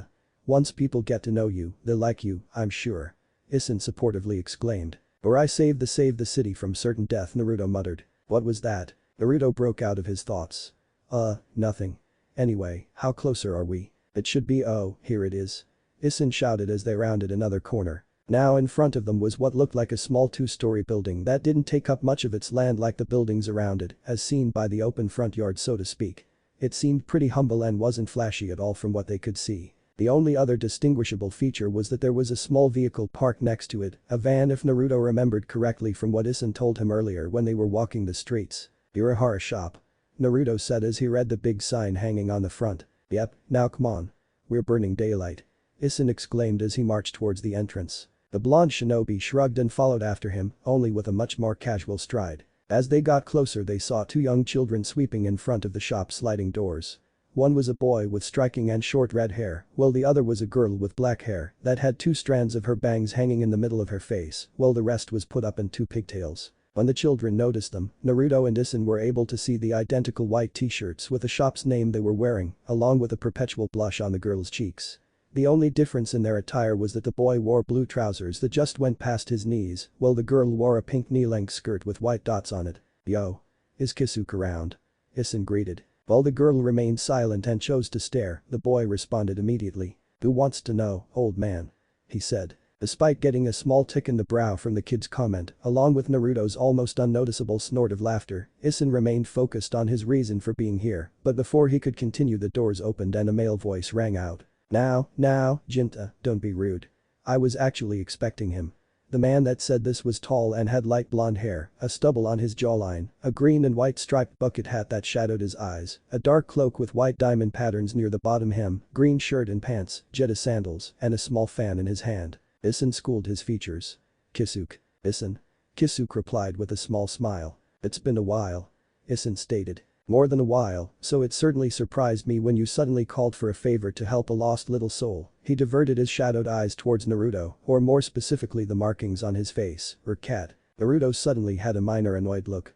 Fox, he grumbled. So do you have what I asked for? Isen asked. Of course. Yururu. Kisuke inquired. The now identified girl nodded at the unspoken question and headed inside the shop. After watching his young employee close the doors, Kisuke turned his attention back to his fellow blonde. So, Uzumaki-san, I understand that you're new around here. Naruto nodded. And I assume that you're the guy that's helping us out. Indeed. I have to admit, your story is pretty interesting. A young man such as yourself turning up out of nowhere with various injuries and absolutely no trail to follow. He gave a look over Naruto's frame. You look like you've recovered fairly quickly. He said with a curious tone. I guess I'm just lucky like that. Naruto responded, not really wanting to reveal anything noteworthy to this guy. There was just something about him that felt different. Before the conversation continued any further, Yururu came back out holding a manila folder instead of a broom. After walking up to Kisuke where she received a nudge from his head towards their guests, she walked up to Naruto and held the folder out for him. Thank you. he said with a smile as he took the item. She sent a barely noticeable one in return and was about to walk back next to her boss until she hesitated and kept on looking at his face. Anything wrong?" Naruto questioned. All he got in response was her slowly bringing up a finger to her face and tapping her left cheek a couple of times. Getting the hidden message, Naruto sighed and grew a resigned smile. "Birthmarks," he simply said. Her eyes slightly widened before she gave a little nod and walked back next to Jinta and Kisuke. "So is everything in order?" Isin asked Kisuke. The man in question nodded and covered his face with his fan out of habit. "It's all there, all the documentation he needs to get started and even attend school." He gave Naruto a teasing smile. "Isn't that great?" Naruto looked at him blankly. "Don't remind me," he muttered. "Well, we'd best be going then," Isin said. Kisuke nodded. "Don't be a stranger. You too, Naruto, feel free to stop by any time. I'm sure we have all kinds of wares that would interest you." "I'll keep that in mind. Thanks for helping me out," the shinobi responded politely. Hey, just because the guy seemed a little odd doesn't mean he didn't appreciate the help. He had manners too. Well, he did after having them beaten into his mind by some of his friends and superiors, sometimes literally. The shopkeeper waved his thanks off. "Don't worry about it. Everyone needs a bit of help every now and then, and I'm sure you'll turn out to be someone very interesting in the coming future," he said in a somewhat amused tone. Yeah, sure, thanks again," Naruto said as he and Isin turned around and made their way off the property with Kisuke giving them a small wave in goodbye while Jinta and Yururu quietly observed. As the duo made their way onto the main sidewalk once again Isin said, "So, you ready to head back?" "Yep," Naruto started before casting him an intense stare, "but you said you'd show me a ramen place after we were done." Isin chuckled. Yeah. There's one we'll bump into on the path we're taking." Naruto nodded in satisfaction before taking a glance at the files in the folder. "Got to admit, that Kisuke guy works fast. Hard to believe he was able to get this ready just from some basic info I told you at dinner last night." Isin grunted in agreement. "Urahara Kisuke, he's always been a resourceful one. What do you think of him?" He glanced to Naruto with a curious brow. Naruto shrugged. "Well, the words stranger and danger come to mind, and for some reason seeing a guy who has a good portion of his face hidden while having a van and 2 child workers seems like a bad combination," he said jokingly. All Isin did was bark in laughter as they kept going on their merry way. Front of Urahara shop same time. "So who were those guys anyway?" Jinta asked. Kisuke stared a corner where Isin and Naruto disappeared for another moment before saying, "Don't worry about it. They were just customers." He then smiled down at Jinta and Yururu with his hands on his hips. "Now go on, you two. You both have to help with organizing the storage room." After giving 2 affirmed nods, the children walked back inside to start their task. When the 2 were out of sight Kisuke turned back to where he was looking at prior before another presence walked next to him. "So you sensed it too?" a new and masculine voice asked. Kisuke nodded. "That young man is certainly an interesting one. He'll be someone we'll need to keep an eye out for, given the power he seems to hold. Who knows what he'll get himself involved with. Oh well, he seems pretty harmless right now and doesn't look to have any ill intent, so let's not get too nosy. Let's go help out the kids, Tessai," he said before walking back into his shop with his tall and muscular friend following him. Kurosaki residence afternoon. "What the hell is going on with my life?" a mentally drained Ichigo thought as he approached his family home. First, there was the attack on his family, then coming face to face with a freaking spiritual warrior called a Shinigami, becoming one himself for what he thought was going to be that one fight, finding out that same Shinigami was now attending his school and needed him to fill in for her duties, ended up accepting the role, albeit reluctantly, and then fought another of those damn hollows while under decisive pressure. Then there was the whole incident with a student finding his unresponsive body on the sidewalk outside the school that was fun. I think, before late last night his life was already weird enough with being able to see spirits, but by morning he had experienced fighting a demonic monster with a giant sword. Life just throws curveballs at you sometimes. As Ichigo opened the front door to his house and turned the corner in the hallway to look into the living room, he was greeted to another weird factor added to his life. This was of course the blonde guy known as Naruto, who was taking temporary residence at his house. What was strange about the sight in front of him, though, wasn't the view of a newly dressed and snoring Naruto, completely lying face down on the couch with an arm hanging towards the ground, but the fact that both of his sisters were sitting on his sleeping back and watching TV while enjoying a bowl of ramen. Hi?" Ichigo asked as he walked in. When both sisters took notice of their brother's presence, Yuzu smiled and said, "Hi, Ani-chan." Karen, with a mouthful of food, mumbled, "Hey, Ichinai." Hey. So what's going on?" he questioned pointing to the unconscious blonde. "Naruto had a long day, so he's taking a nap." Yuzu replied while giving the blonde 2 small pats on the back of his head, eliciting a small snort and a twitching hand in response. I can see that, the guy hasn't slept in like 2 days. I meant why you are both sitting on him. Karen swallowed her food and answered. Our show's on and these are our spots on the couch. Naruto doesn't mind anyway. I'm pretty sure that's because he can't really do anything right now, but okay then. Ichigo said as he walked towards the kitchen. Ad and Naruto picked up some ramen while they were out. There should be 1 or 2 bowls left for you on the table. Yuzu called out over her shoulder. Alright. Ichigo replied as he made to get his own share of the food, but paused when he saw a huge pile of empty ramen bowls piled on top of each other on the counter. Who ate all of this? Ichigo asked himself. Karen, having heard him, said that was all Naruto from what Dad said. He had 7 or 8 bowls after he took a shower and passed out here. Damn, he can eat. Where's Dad anyway? Ichigo asked as he walked back in with his own bowl. In his office. I think he's getting everything ready for Naruto to get into school. Yuzu said. Of which he'll be doing in a couple of days. Issen announced when he joined his family in the living room. So it's all official, huh? Ichigo inquired. Yep, so show him around when the time comes. Issen answered. Ichigo nodded and was about to head to his room until he caught a certain gleam in his father's eye, one he knew too well. Come on, let him sleep. Nonsense. Issen interrupted, he's already been asleep for about 2 hours and he needs to be awake until later on to develop a proper sleeping pattern. Yuzu, Karen, please move out of the way. He requested as he took a few steps back in preparation. The 2 girls immediately did so, but Yuzu tried to reason with her father. Do you really need to do this? Why don't you just wake him up gently? Yuzu probed. This is for his own good. He's going to face the big bad world from now on and he needs to get stronger in every way possible. Issen retorted. Welcome to my life, Ichigo thought as he watched on in minor pity for the sleeping blonde. With nothing else in his way, Issen exhaled one final breath before running a few steps forward and leaped into the air.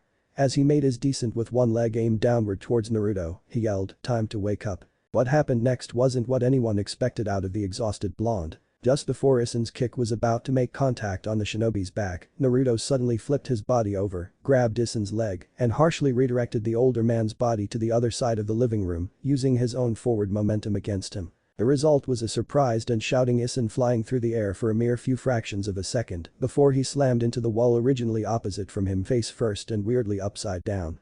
He was actually unmoving from the wall for a moment before gravity took effect and let his body slowly slide down. With the top of his head facing the ground, it came as no surprise that his cranium was the first part of his body that made contact on the living room floor, making him plop onto his back unceremoniously, with a few cracked pieces of the wall coming down with him. They grow up so fast, he groaned with his eyes shut. For a few seconds the 3 Kurosaki children merely stared at their currently immobile father before turning back to the blonde on the couch. Naruto was sitting up with one arm still pointed forward from aiming his throw, while his eyes were squinted shut and matched his tired and lightly annoyed face. Without even showing he was aware of what was going on, Naruto laid back down and turned on his right side, his back facing the family. All was silent in the room until Naruto's rhythmic breathing was heard once again and indicated that he was back asleep, that is if he even woke up in the first place. Did he just do that on reflex? Ichigo thought in surprise. The eldest sibling of the Kurosaki family turned his head back to his father, where he saw Karen poking Issen with her foot repeatedly, trying to get a reaction from him, while Yuzu was crouched down shaking his shoulder trying to do the same.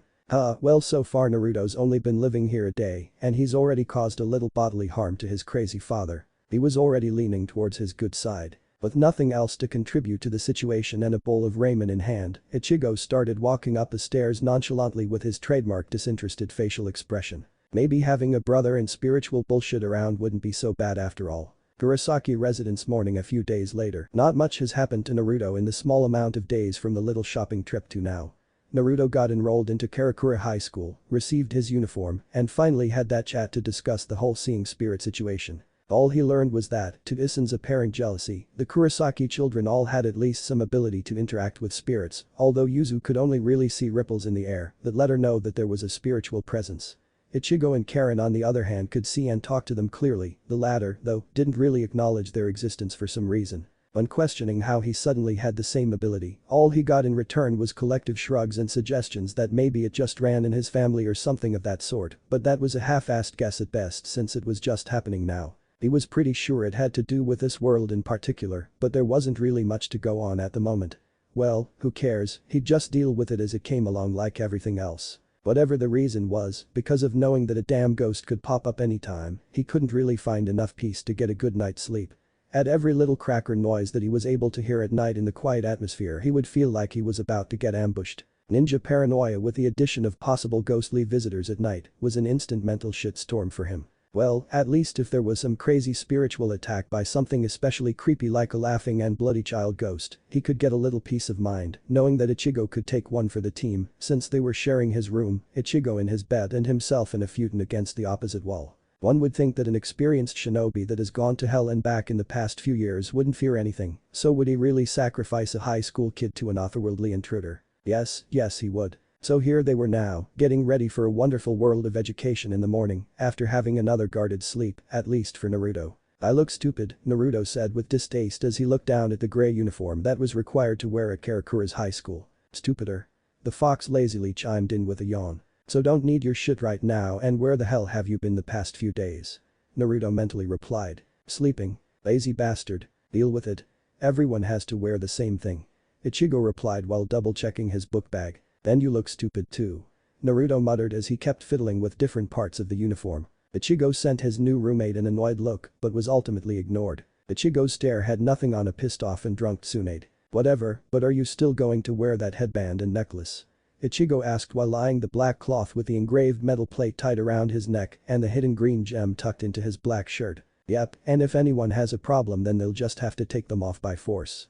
Naruto casually conversed as he was getting ready to zip up his blazer, but opted to keep it completely open, somewhat similar to Ichigo as he kept his only open around the chest. Those things must be important. Ichigo commented. Yup.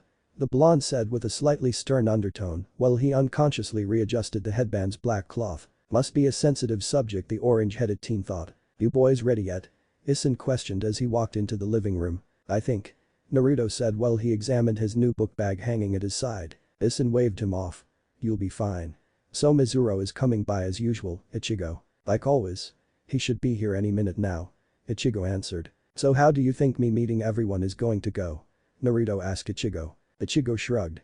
Should go fine, I guess, but get ready for some looks to be sent your way. My hair has and still does have people judging me at school like I was some sort of bad guy by default, so your hair and whiskers are gonna be good enough to actually draw attention from me for once. Yeah, and maybe you'd help your own reputation by actually smiling once in a while. Naruto retorted. Ichigo sent his blank and frowny expression Naruto's way. You're only proving my point, man. Naruto said. With an apron still on her body from making breakfast earlier, Yuzu walked into the room and up to the blonde. Do you have everything? She asked. Yep. Naruto offhandedly replied. Notebooks? Yes. Pencils? Indeed. Lunch? Affirmative. Phone? No doubt. What about? Calm down, Yuzu, you don't have to baby him.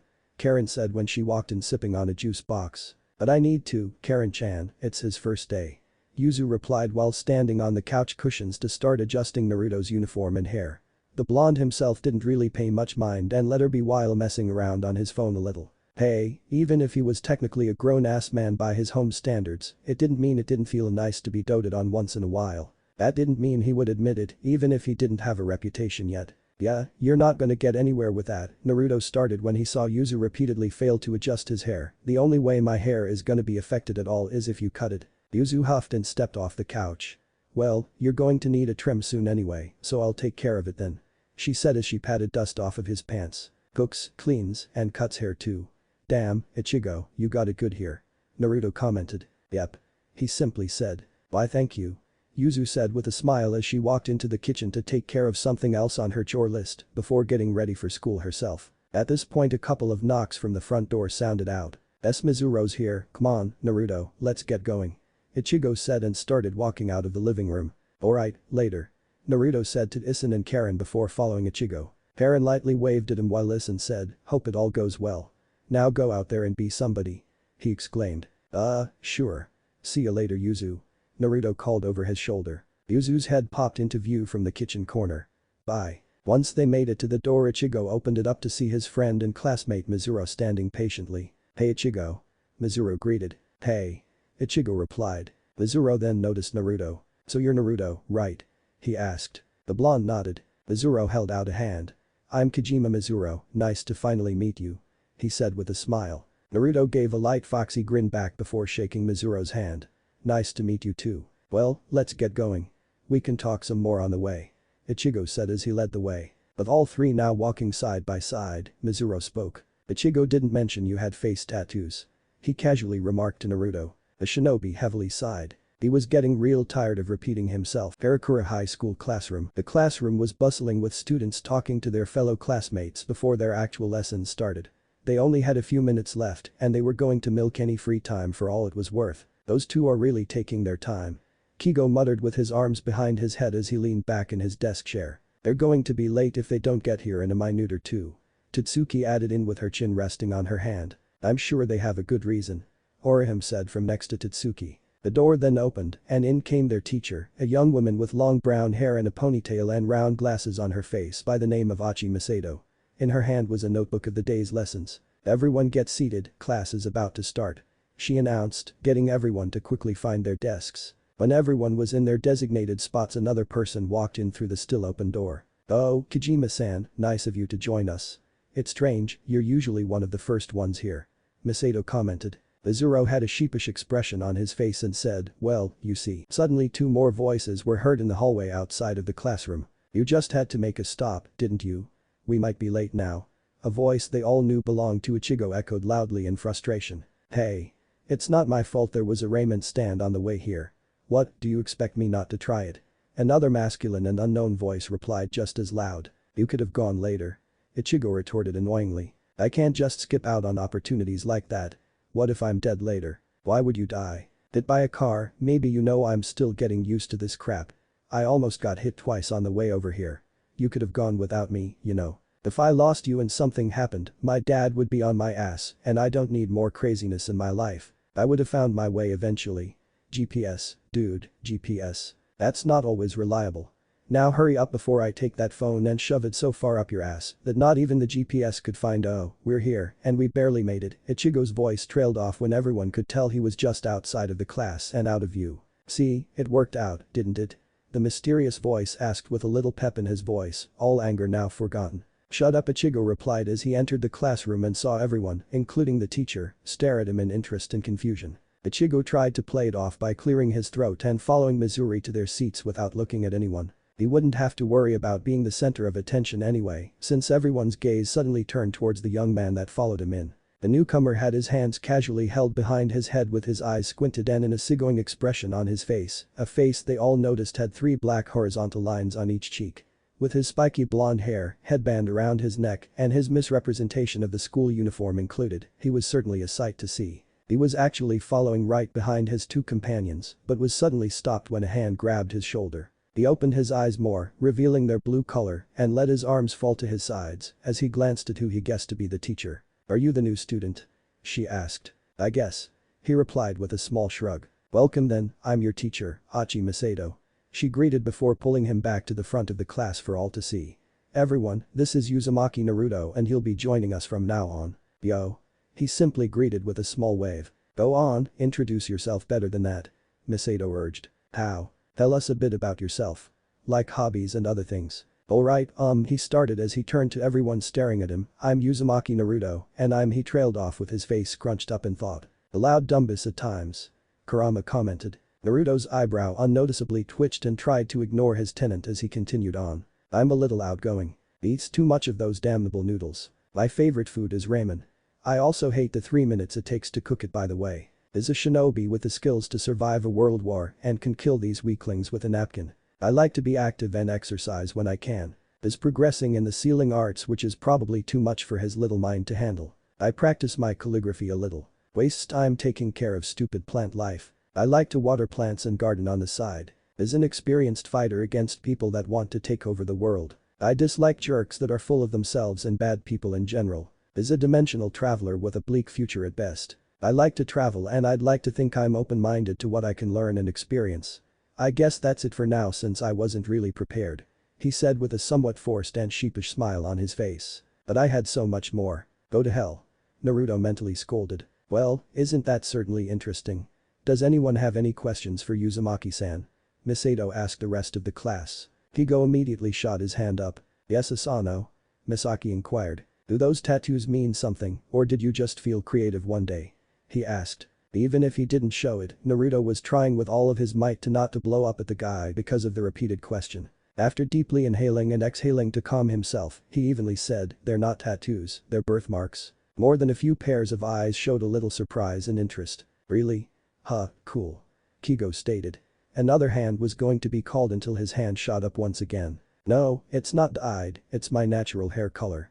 Naruto quickly said, this time letting out a little annoyance in his tone. That strangely answered Kigo's question, since he slowly lowered his hand and surprisingly the rest of the other students lowered theirs as well. He really should have included these facts in his introduction. Alright, since no one else has any other questions for Uzumaki-san, we'll begin class now. Go ahead and take a seat next to Kurosaki. Miss Ado told Naruto. The blonde nodded and made his way to his desk and sat down before taking out a notebook to jot down anything useful from her lecture. As soon as he stared down at the blank white pages and heard Miss Ado start talking, he could only think one simple thought. Tommy, I hate school. Karakura High School classroom lunch period. Hey, where are you going? Ichigo called out to Naruto, who was heading towards the door. Naruto glanced over his shoulder. I saw a soda machine outside at the entrance that caught my eye and I've been mentally committed to get something since. Watch my bag. He ordered before continuing his trek with his simple mission in mind. Don't you already have something to drink in the lunch you packed? Ichigo questioned. Mentally committed. Naruto retorted without looking back as he disappeared from sight into the hallway. Ichigo stared at the doorway for a second before rolling his eyes. Whatever. He said dismissively. Aw, and I wanted to talk to him. Orihime lightly whined with a pout. With everyone now gathering around a certain area of desks to talk and eat with each other, Ichigo said, he'll be back in a little bit. Ichigo then glanced at Naruto's bag sitting on his desk and was about to grab it until Kigo suddenly swooped in front of him and retrieved it himself. What are you doing? Totsuki asked from next to Orihime. Hey, he's the one that ditched on some getting to know him time, so I figured we might find out a little bit about him from his notebook. He said with a devious smile as he tried to keep Naruto's bag out of Ichigo's reach. Why his notebook? Mizuru probed. I saw him doodling some stuff earlier, but I couldn't see what. Kigo quickly said while he rummaged through the shinobi's belongings, going as far as keeping Ichigo at bay with his foot stretched outward at his chest. It wasn't hard to believe that they were garnering attention from those still in the class, with Kigo kicking Ichigo away while the latter was trying his best not to give in to his temper. In fact, all attention was now on them. Stop being a prick and just give me his bag. Ichigo demanded, approaching the decision on whether or not he should send a punch towards Kigo's head. Too late. Kigo yelled out victoriously as he pulled out the notebook and started flipping the pages in search for anything interesting. It didn't take long to find some of the notes that the blonde took at the very first page onward, although after a quick look over he saw that Naruto didn't write much and probably got bored pretty quickly, which brought his view toward some of the doodles that the blonde drew. And here we are. Kigo exclaimed while examining the small pictures before humming in an intrigued tone. Huh, he's actually pretty good. Really? Totsuki inquired before grabbing the book and looking at the drawings herself from where she sat. Naruto's privacy didn't matter at this point, apparently. A fox. Totsuki muttered as she saw a regular little fox with 9 tails mostly drawn on the side of one page. It had the outline of the body and tails, but there wasn't much detail, only a few little bits inserted to show it had narrowed eyes and some tufts of fur spiking out from parts of its coat. That's not bad. He did say he practiced his calligraphy a little, so maybe that carried on to drawing. Mizuru stated from his spot behind Totsuki's shoulder, where the others were gathered at as well to get a peek, even Ichigo, because his efforts were pretty much pointless at this point. Maybe, Kigo said before grabbing the notebook back and looking at another drawing on the page. Now let's see what else there is. Well, that's a weird rabbit. Rabbit? A feminine voice suddenly asked from out of nowhere next to Kigo's ear, making him jump and nearly shout in surprise. Don't do that.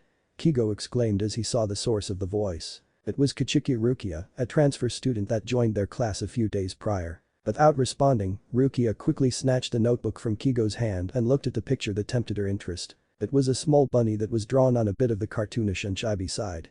It was standing on its hind legs, had its little paws spread out into the air, noticeably had angry and blank eyes with a vertical line on its forehead, had its mouth open wide, as if yelling a challenge, while wearing a high-collared kimono with tomo that resembled a comma running down it, and strangely had 2 horns pointed up from its head and long hair that reached its feet. After a thorough examination of the supposed villainous rabbit, all Rukia could say was, "Cute," she whispered. I wanna see. Orihime and a girl with short brown hair by the name of Agawa Michiru yelled in unison as they suddenly flanked both sides of Rukia's shoulders. They obviously didn't care that it was supposed to be an evil character, since they were looking at it in silent admiration just like Rukia. After absorbing the sight of her favorite animal and completely ignoring the word "suck it," sigh. That at arrows pointed to each respective picture, Rukia turned the page to see a drawing she didn't expect. The upper body of the creature was shaded in as if it was jumping out of the page with its long arm and pointed fingers outreached to grab whatever poor victim dared to view it. With its pitch-black skinny body and white snarling face resembling a mask, there was no doubt of this monster's true identity. Mahalo. Rukia thought in surprise, barely showing it by the slight widening of her eyes. What's that supposed to be? Orihime asked. It's scary, Michiru muttered in slight discomfort. What is? Ichigo asked before leaning over and catching a peek as well. It only took a second for him to widen his eyes before meeting an understanding glance with Rukia. Behind the group and standing next to the classroom's third-floor windows were 3 other girls. The first had long black hair, a tiny mole under her left eye, and a small open book in her hand. The second had short curly brown hair and a uniform only slightly more unbuttoned than the norm. The third had short red hair and wore red-framed glasses. These 3 were Kuniita Ryo, Natsui Mahana, and Honsho Chizuru. Just a day in and that Naruto guy is already having his privacy violated. Ryo offhandedly commented while she continued to read. Mahana, with arms crossed, only shrugged. What did you expect with these guys, especially Kigo? Maybe Mr. Whiskers will get back early and cause a scene. That'd be fun to see. Chizuru cheekily said while casually resting her arm on Mahana's shoulder. Don't jinx it, it just might happen. Mahana replied. Come on. Nothing exciting really ever happens around here. Chizuru dramatically exclaimed. What about a truck crashing through Ichigo's house? Ryo retorted as she turned a page. Chizuru seemed to think to herself for a second before nodding admittedly. Well, besides that, she started before walking towards the window and spreading her arms into the air, but still, this place lacks excitement. She said before looking down and muttering, I think I might have spoken too soon. Intrigued, the other 2 walked up next to her and looked where her vision was focused on. Down below near the entrance was Naruto looking over the choices that the vending machine had to offer, but that wasn't what grabbed their attention. What did they notice was the small group of male students walking up behind him. Guys. Chizuru called over her shoulder towards Ichigo and everyone else who were all taking turns looking at the blonde's notebook. Yeah? Totsuki responded as she was unpacking her lunch. You all might want to come look at this. The redhead stated. Within seconds the group of friends all walked up and got their own spots, along with some of the other students that were curious as well. Hey, isn't that Kigo started, but was cut off by Ichigo. Ryuichi. Ichigo finished. His suspension ended recently. Kigo deduced. And you know exactly what he's going to do, right? Mizuru asked Ichigo. Ichigo nodded. Nothing will ever change about that guy. Tad silently started to make his way out of the classroom, but was quickly stopped by Ichigo, which got the tall young man to look at him questionably. Let's see what happens. Ichigo said. Aren't you going to go help him? Kigo asked the 2 known fighters. Not yet. Trust me, I'm pretty sure Naruto can handle himself. How do you know that? Orihime asked in concern. Thinking back to Naruto throwing his dad into a wall and even the mysterious hollow picture that was still adding questions to his mind, Ichigo said, I just do. Hope you're right, because it's about to be natural Blondie versus wannabe Blondie and friends. Kigo said while looking intently at the scene outside just like everyone else. The ones paying the most rapt attention were Ichigo and Rukia who shared a small glance before looking back to Naruto who was now being confronted. Let's see what you got, Ichigo thought. Harakura High School front entrance. Decisions, Naruto muttered to himself with his hand rubbing his chin in thought. There were so many kinds of beverages to choose from that his head could barely process it. Back home it was so much simpler since there wasn't much to pick from, but simply having so much variety made him rethink every final decision that he was previously sure he was going to make. Alright, maybe that one. No, he continued to whisper to himself before he felt multiple presences approach him. It was pretty easy to feel that they wanted something to do with him, so he stopped his decision-making journey to turn halfway to see those near him. Can I help you? The blonde asked the person in front of the group of 5. You new around here? The young man with very noticeable bleached hair and eyebrows, 3 earrings in his left ear, and a ring on his lower lip asked. Yeah, does it matter? Naruto replied with a raised brow. I guess I can't blame you if you didn't know, but I'm the only one around here that can have this look. He combed his fingers through his bleached hair. So I expect that you'll dye your hair back to whatever it was by tomorrow, right, friend?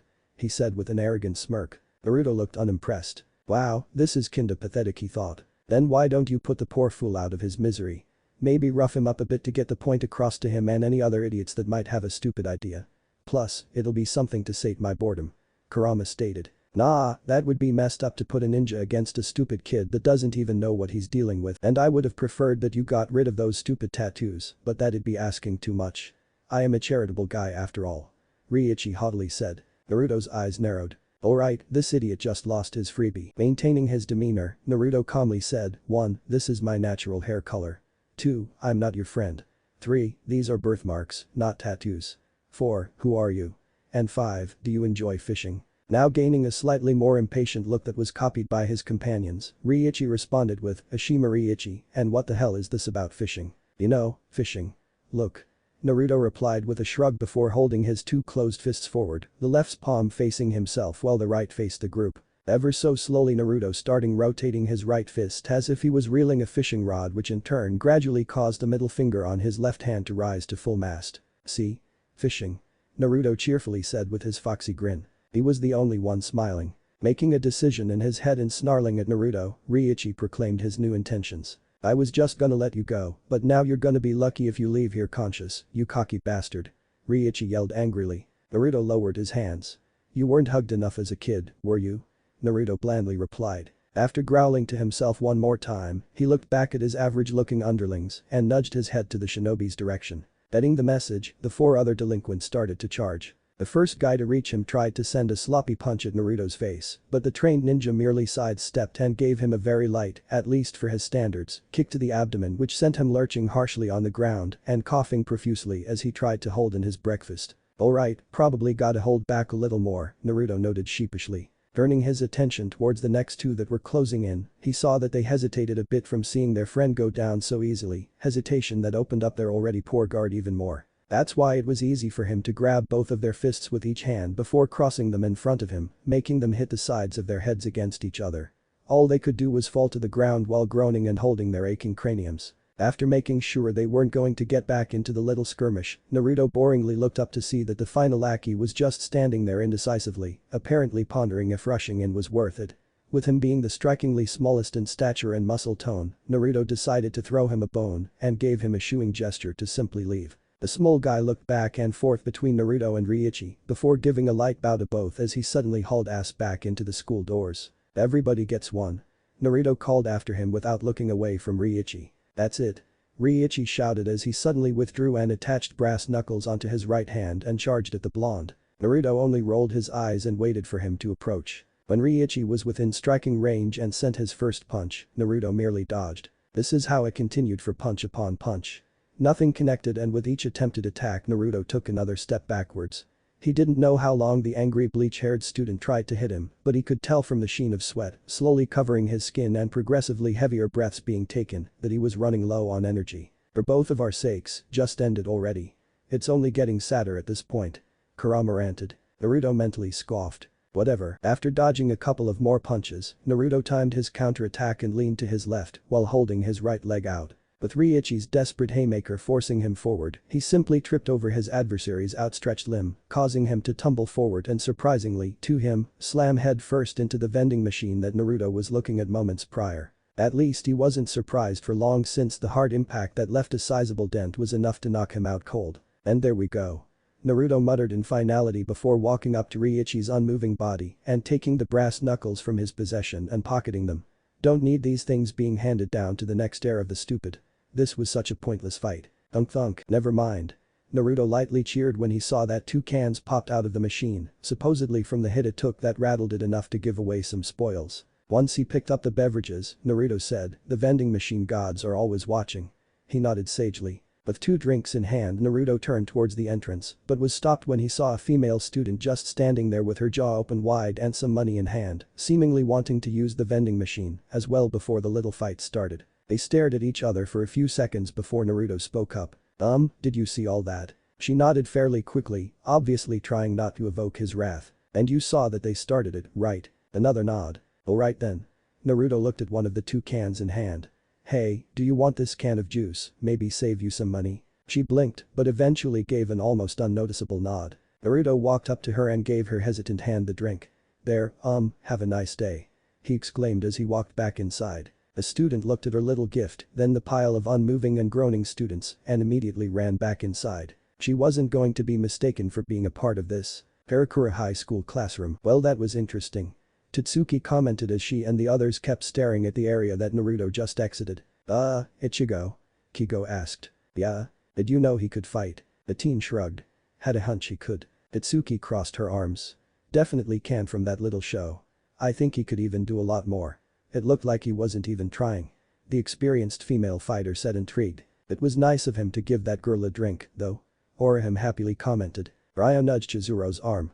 still think nothing happens around here. Well, with Mr. Whiskers being here, I guess that things will be a little livelier, especially if he hangs around those guys.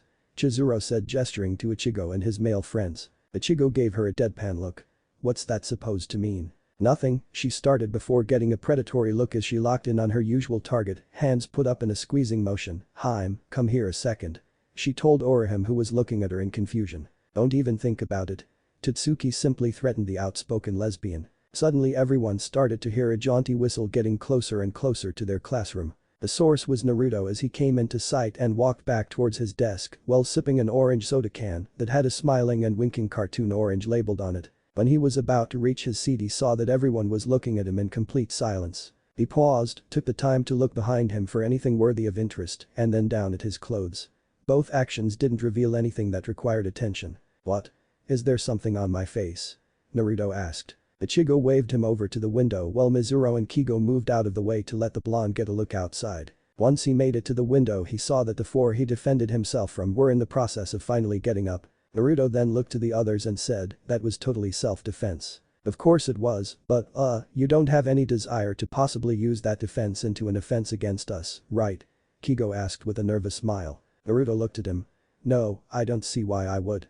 He answered with a quirked eyebrow. Kigo then happily wrapped an arm around the shinobi's shoulder. Then welcome to our school, buddy. I'm Asano Kigo. And so began Naruto's introductions to everyone else. They were all small hellos and handshakes, although a little more enthusiastic from Orihime in particular. He was just as kind back to them, and it seemed like they were going to get along nicely. Once that was all done, they were finally going to actually take use of their lunch period to eat. Naruto, though, paused when he saw that his bag was left plopped on a random seat with his notebook sitting open on someone else's desk. Alright, who messed with this?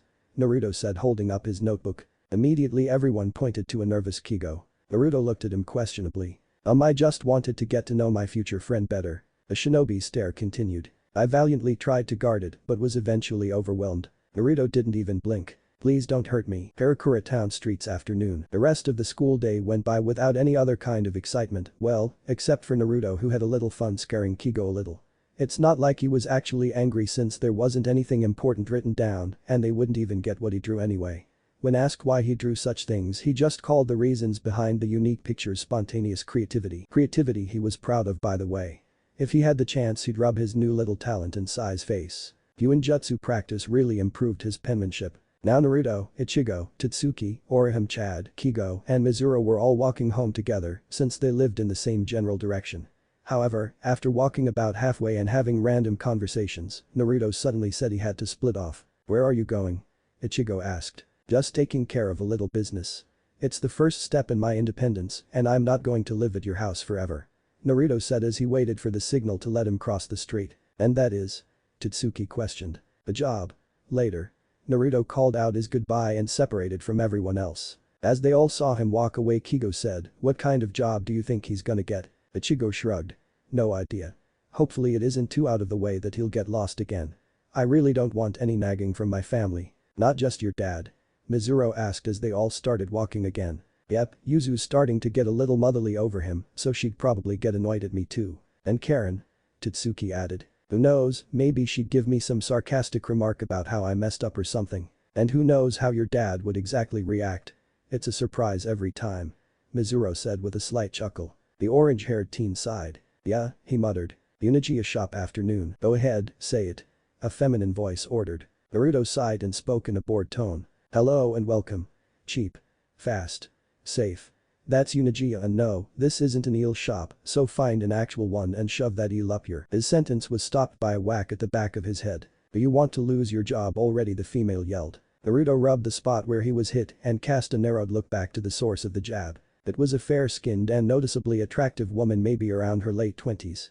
She had a white shirt with long purple sleeves that had Inagi written across the chest, tight black pants held up by a belt, black gloves, black boots, and a brown cap with googles wrapped around it. Her raven black hair was styled in a ponytail that was held by a purple scrunchie, with her front bangs parted to the left side of her face. This was the owner of the Unijiya shop, Unijiya Ikumi. Her business was a jack-of-all-trades service that did all kinds of random odd jobs, as long as the pay and desired work was reasonable. With her technically being the only employee until his arrival, she did things like picking weeds, walking dogs, dusting shelves, moving furniture, etc. Basically, it was D-rank Mission Central. This place was the only business that would even really give him a chance and was acceptable in his eyes. Other options he checked out before were either overqualified for him, said he didn't fit the image of the kind of employee they wanted, or simply wasn't something he wanted to do. Standing outside a small fish market wearing an octopus costume and waving at customers all day. Yeah, fuck that. So he was pretty lucky that he found this place with an old help wanted sign in the window, even though the work itself nearly drove him away. When he addressed that he was interested, Ikumi certainly didn't really care who he was or how he looked, as long as he could get the job done. With him being experienced in this line of work from what he told her and being a healthy and strong young man, something she tested when she made him move some of her heavy stuff as some sort of trial, she hired him. And now she was just testing his public relations skills in case someone walked in or called when she wasn't there. Do you want to lose the only employee actually interested in working for you? Naruto retorted. They glared lightly at each other until Ikumi sighed and rested her hand against her eyes. I really shouldn't have said I was desperate here, she muttered. Yep, so now you're stuck with me, Ikumi-chan. Naruto rubbed in with a cheesy smile. She suddenly felt like hitting him again. Ikumi-san, brat, but whatever, we'll work on the slogan later. I'm going to put you right to work before it gets too dark. I'm not wasting any of my time where we could be getting something done just to get you settled in. She then pointed to a cardboard box set on a nearby table. That's where all of the job orders are at, so hurry up and get to it. Yeah. Naruto muttered before going up to the box and looking down at the pile of ticket orders all jumbled together. You're not very organized, are you? He questioned. Is complaining part of your job? She asked rhetorically with arms crossed under her chest. Would I get paid more? The shinobi replied. Just pick something, smartest. Ikumi said with a shake of her head. Alrighty then. Naruto said before analyzing random tickets until he opted to just grab a handful and head towards the door. Wait, that's way too much work. You were only supposed to get. Don't worry, the quicker everything's done, the more money and more opportunities we'll get from returning customers, right? Later, Ikumi-chan. He said before he quickly went out the door, semi-slamming it. Ikumi hopelessly still had an outstretched hand out in Naruto's direction before she sighed heavily to herself again. I swear that kid's going to give me gray hair. She uttered in annoyance. She then went to get her last job of the day from the pile and picked up one at random. Let's see, cleaning dog crap from Mr. Kitagawa's yard, damn it. Why didn't Naruto accidentally grab that one and save her some trouble? Unajiya shop a few hours later. Where the hell is he? Ikumi muttered to herself, tapping her arm with her finger impatiently. She had gotten done with her job a little while ago and had been waiting for her blonde employee's arrival back from whatever he did ever since. The sun was going down and her patience was wearing thin. She swore that if he made her business look bad and lost any of her regulars, she'd gladly hunt him down and intimately introduce her boot with his ass. And it'd be a short hunt too since he listed his current residence on his application form. Eventually, just as she was about to blow a mental gasket, the front door to her home shop opened up with Naruto walking in with his hands in his pockets. Took you long enough. She exclaimed. Naruto didn't bat an eyelash and calmly said, well, you didn't want me to do a crappy job, did you? Ikumi rolled her eyes. Whatever, so what job did you end up picking? She asked with her hands on her hips. Without saying anything, Naruto only gave her his foxy smile before taking both hands out of his pockets. His right held all of the tickets with the signatures from all of the people that called in the jobs, while his left held checks and envelopes filled with the appropriate money for each corresponding job. He didn't have time to react to Ikumi suddenly ripping everything from his grasp and immediately started looking everything over with an expression of doubt and amazement. Satisfied? Naruto smugly remarked. How were you able to do all of this? This would have taken me at least a week. He smirked. I have my ways. Ah, the benefits of being a ninja. Doing all of this work was simple, really. All he had to do was find a vacant area like an alley nearby and create a single clone for every job. Then to avoid being discovered, he and his clones all used Jiraiya's transparency jutsu to safely head to their assigned addresses. Despite its originally perverted use, it was a damn good jutsu to have, especially among all of these regular people that weren't ninja savvy. Once they all arrived to their designated places, of course with the help of his phone, they would find a safe place to reappear and proceed to do their work. Next time he'd be warier of what tasks he took because if more than one of the clients lived close enough to one another, then two of the clones risked being seen near each other. Thankfully there wasn't any timestamp required on the tickets, only signatures. Unless she were to check the time with the clients themselves. Oh well, he liked taking risks. And if you doubt me, call up everyone and confirm it yourself. I did that all with my own hands. Oh, and just a heads up, I don't think I'm going to want to take any more jobs from Kawajishi-ba-san. I don't know if she's somehow really stealthy in her old age, but I swear she pinched my rear while I was watering her flowers, he said with a mental shiver. Ikumi kept on switching between looking at the money, orders, and then Naruto, before eventually deciding she didn't really care or want to know how he did it. She wasn't going to question him and risk losing this kind of work effort. If he could do this regularly, she'd have a lot less to worry about and more income to take in. Yep, this young man was a keeper. Now with a sudden toothy smile plastered on her pretty face, Ikumi suddenly tossed all of the materials in her hands onto the same table from earlier and wrapped an arm around Naruto's neck, pulling him into a close-eyed hug that forced his head to rest against the side of her breast. "Why don't I treat you to some tea and snacks to commemorate success on your first day?" she exclaimed cheerfully and proceeded to drag him to the kitchen. Awkwardly walking with her, Naruto said, no thanks, I got to get back home soon before." "Don't be so modest. I'm sure whoever you're going back to will understand. Now come on and relax. Do I get a choice in this?" "Nope." "K. Uniji's shop 1 hour later. I really should be going now," Naruto said and stood up from his spot at the kitchen table. Finishing her last cup of tea, Ikumi said, "Alright then. See you again tomorrow when you get out of school, and if you work like you did today expect more pay and free days." That was the benefit of her business. If they were to keep on completing jobs at this rate, then there would be much more money and less work to do, well, at least for her. She had a small feeling that she was taking advantage of Naruto's mysterious working ethic, but when she voiced her thoughts, Naruto waved her off, saying that it wasn't a big deal, and as long as he gets his rightful share he'd be fine. "Sounds good. Good night." Naruto said and was about to leave until some small footsteps were heard, followed by a door near the kitchen opening up and revealing a small boy around 9 or 10 years of age. This was Ikumi's son, Kaoru, and he looked like he just got up from a nap because he was rubbing his drowsy-looking eyes and his black hair was all scraggly. From what he was told earlier, Kaoru was at a friend's house playing when he was out on the job and came back and went to sleep in his room before he finished. "Mom, I'm hungry," he drawled in a light whiny voice. "Aw, come here and mommy will get you something," Ikumi said in an overly sweet voice that Naruto never suspected would be said from the normally tough-skinned woman, although he only met her today, so he guessed that she probably had different sides to her. He had to admit that he didn't expect to see how she looked when he turned back to her. She was the embodiment of a stereotypical loving mother, with her somehow quickly putting on an apron and taking off her cap, gloves, and boots without his notice. She was bending over with her arms open waiting for her son to approach her for a hug while having a very affectionate smile on her face. How many more adults that switched personalities instantly was he going to meet? "Who are you?" Kaoru asked suspiciously as he finally noticed the blonde's presence. "Sweetie, this is Naruto. He's going to be working with me from now on," Ikumi answered kindly. The little boy looked the shinobi up and down, obviously not impressed. After a few moments of silence, Kaoru stuck his tongue out at the blonde and pulled his left eyelid down in a mocking gesture. "Don't even think of getting close to my mom just because she's pretty," he said before making a continuous bless sound at him. Naruto was calm on the outside, but inwardly he was getting more and more annoyed.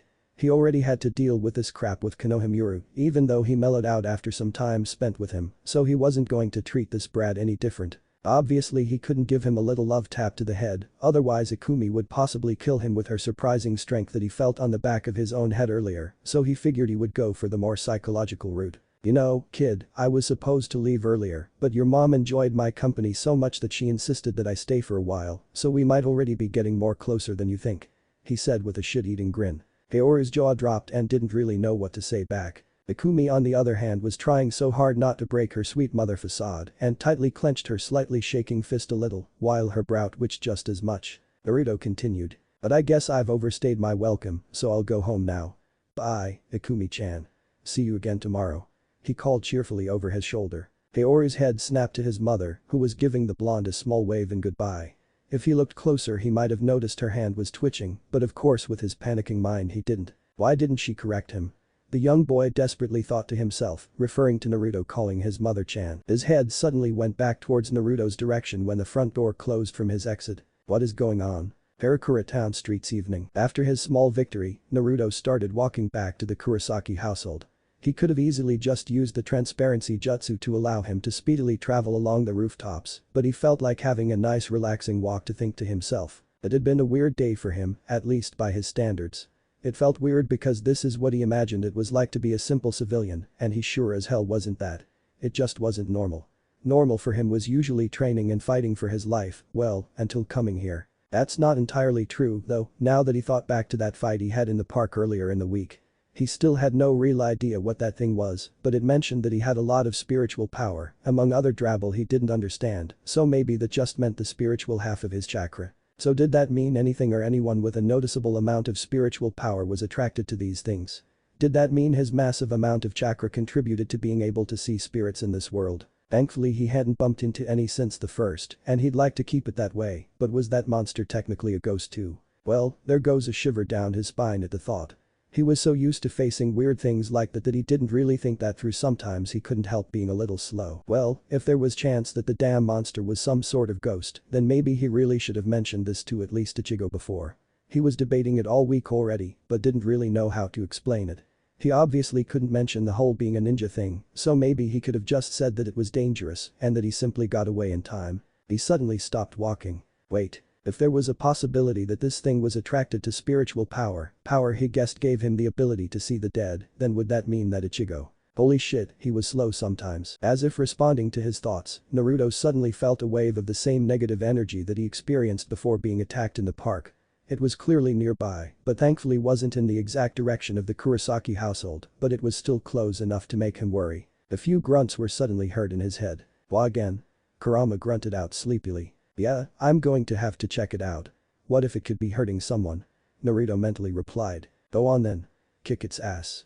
You should be better prepared this time. Naruto nodded and quickly ran into a dark alley to avoid any risk of being seen using any shinobi techniques. Once he saw he was in the clear, he was going to use the transparency jutsu to hide his physical appearance, but before he could, something else revealed its presence. Meow. Naruto snapped his head to the entrance of the alley. Sitting there calmly in what little moonlight was shining down on the sidewalk was a black cat looking at him with its head tilted to the side. The blonde let out a breath in relief and chuckled to himself at the false alarm. He met the cat's eyes and jokingly held his right index finger over his lips before he shushed at it. Keep this a secret, okay? He whispered playfully. In the next instant he made the appropriate hand seal and disappeared from view, now beginning his invisible trek by jumping onto the roof of the nearest building and heading to the location where he felt another one of those monsters. As the cat watched this all transpire and felt that the blonde was gone, it suddenly grew a small smirk. Then in a deep-toned voice it spoke. This is interesting. Comic wonders of a new world. And you're saying that there are literally hundreds of thousands of these things? Naruto asked in bewilderment as he continued to look at the screen. Yep, maybe even millions, and there's always more being made non-stop. Cool, right? Kigo asked with a smile. Yeah, Naruto muttered as his mind went back to focusing on the buttons he was pressing. It was a Saturday afternoon and Kigo was bored. So, in a stroke of genius, he invited Naruto over to his house after asking if he had to work or not. After a little coaxing from Kigo, specifically saying that he was going to blow the new student's mind with what he had to show him, Naruto was convinced to hang out for an hour or two at the Asano residence. You'll get over it after a while, trust me. And of course Ichigo was invited as well to witness this experience. But what was this amazing thing that Kigo wanted to show Naruto? Video games, of course. Quiet, Ichigo. Let him focus. Kigo said. Naruto continued to play the game with utmost attention. He didn't really know for sure, but he was pretty positive that he didn't even blink once since he was given the controller for Kigo's console. This was just surreal to him. Virtual games never really crossed his mind before, since he didn't even know things like this existed in this world. Well, he sorta did when he saw a game category among the apps he was looking at before, but his mind was mostly clouded with ramen-related possibilities, and he never really got back to it since then. But now that Kigo brought it back to his attention, he had to admit he fucking loved it. It was just so amusing for some reason. Having the control to determine the fate of the playable aspects on screen was just fun. With the interesting art, characters, and music on full display, he couldn't help but give the game his full undivided attention. Jump the turtle. Ichigo offhandedly commented while he watched and sipped his water bottle. I'll jump the turtle when it's time to jump the goddamn turtle.